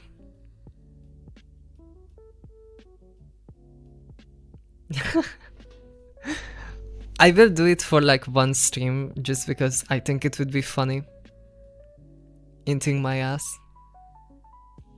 Gotta assemble a team of bronze players. You summoned me with those words. Yeah, you literally came in the moment I started talking about League. I played LOL one at a time and got caught slurs on ARAM. Yeah, checks out. Nah, I'm actually hyped for this. Yeah, I think I would be into it. I'm on EU West. I haven't logged in 5 years. It's gonna be really funny. I'm gonna queue ranked. I'm gonna feed. I'm gonna get flamed. I'm gonna be put in like Iron 4. And then I can farm content on how shit I am. Why EU West, not EUNE? Dude, EUNE is way worse than EU West. That's like God's... It's like the fucking rays of God have never touched that place. It's like actual hell. It's basically just used by Russians. God, I would play League with you. Just put me in the payroll. What is the payroll, huh? Snarler is telling you not to relapse. Dude, I have been clean for like 5 or 6 years, you know? How bad could it be, you know? Last time I seriously played the game was before the item rework, and now they removed it. So technically it's like nothing happened. It's kind of crazy. I basically skipped the entire part of the game where the mythic items were a thing. They took it out, right? It's not in the game anymore. Payroll means you would pay me for something, pretty much. I mean, sure, I would love to be in that role as well. It's not. Wait, you still have mythics? What? I thought they removed it. What? Dude, no. I'm gonna be so disappointed. I think at this point I don't even know the names of most items. Dude, I gotta look at Mobalytics. League of Legends.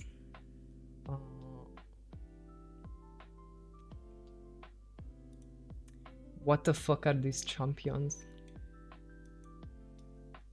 I haven't seen half of these.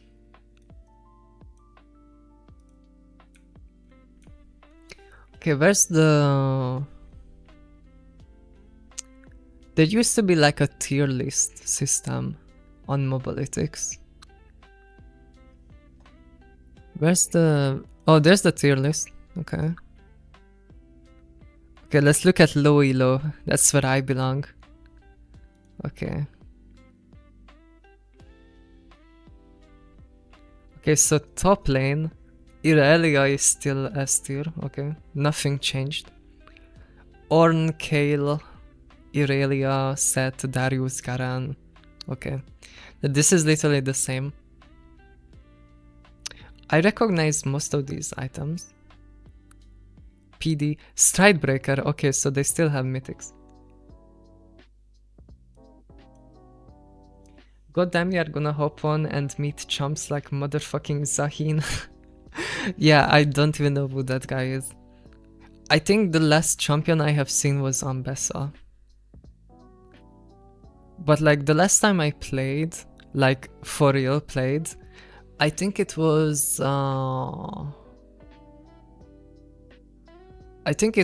when Action came out. I think that was the last time I seriously played the game. Why not play Dota 2 like a true East European? Dude, I could never stand Dota. I hated how clunky the controls are. There's no mythics anymore, these are just regular items. Ah, okay, that makes sense. Yeah. Good enough.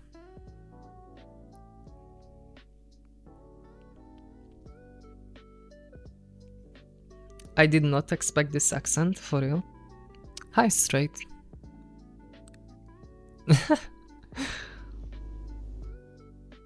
Straight as fuck, or not. Okay, jungle tier list. Who the fuck is this guy? Xin Zhao. What the fuck? That's not how I remember this guy. Okay, so they got reworked.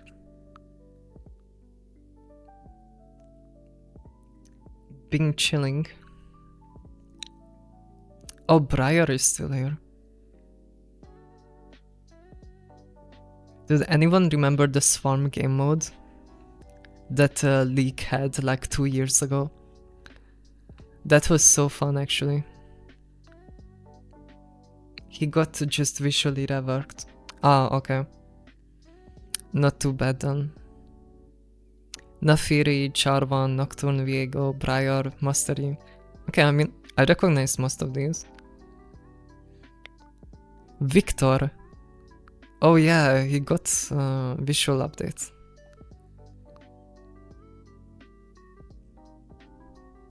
Okay, this is pretty much the same.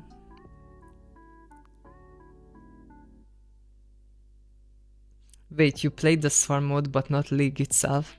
Yeah, I logged on for the Swarm because I love auto shooters. Hell yeah. I played so many auto shooter roguelikes.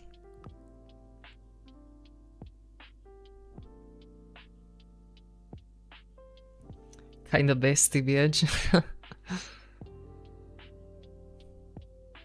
Okay. Yeah, I think I recognize all of this.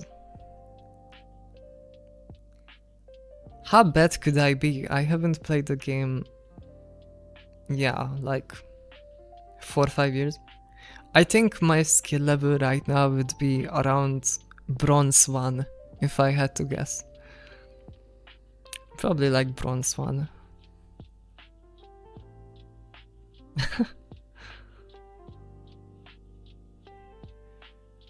Oh, it's gonna be fun. Yeah, actually, I'm hyped for this. I'm gonna get flamed so hard by chat. It will take a couple of games to get adjusted. A couple, I think it will take me like weeks. But I can't wait to get shit talked by chat for not warding level 3 or something.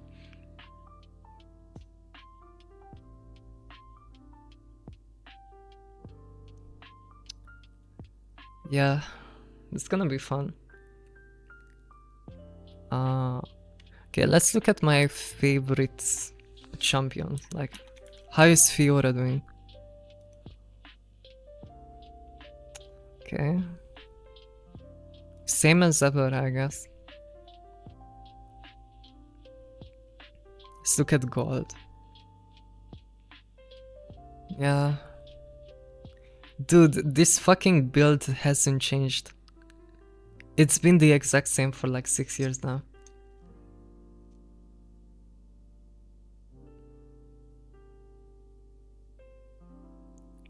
We will get to hear Angry Hummy shout. I don't know, maybe. Sometimes, I mean, I can definitely get mad, but I think that's gonna... Like, I only get mad when I'm not the worst player on the team, you know? So I think in the beginning, I'm just gonna be fucking embarrassed. And then when I'm actually like comfortable, then I will be mad at other people. I hate Fiora so much. I mean, her build hasn't changed anything. Like, Hydra into Trinity into Death Dance, like, that's been the exact same build. For like, I don't know, 6-7 years now.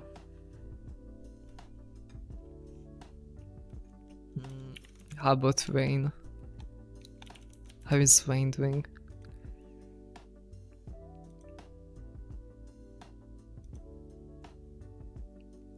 She's doing alright actually. Yo, how's Zeri doing?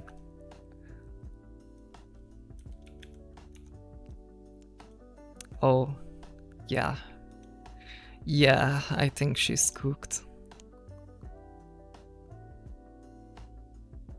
Fiora and Vayne, nah. Bro, what do you mean? I'm already getting flamed, bro. I haven't even queued up yet. That's crazy.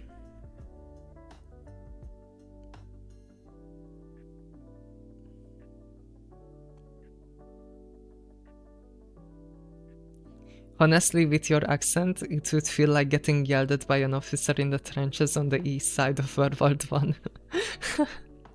Hell yeah. You bet, you bet.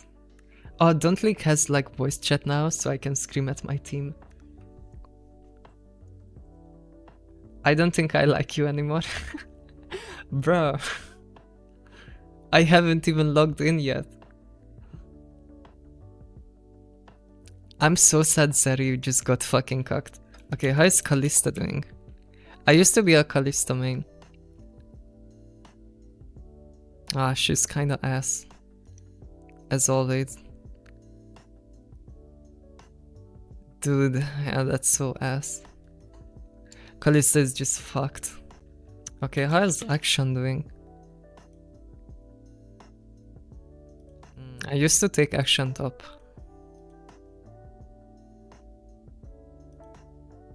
Okay. Yeah, she's doing alright.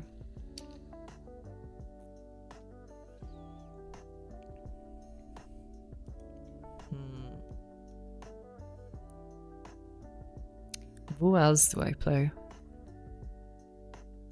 I don't fucking know. I will figure it out next time. It's getting late, so I might go off soon-ish. Yeah, okay, next time I'm live. Actually, maybe I will go live tomorrow. Why not? Anyways, League would be crazy work. What's the time over there? It's like 12:30. It's quite late. Yeah, I'm kinda hyped for this. I think it will be fun. Alright, chat. I hope you sleep well. Good night. Good night, loves. See you tomorrow.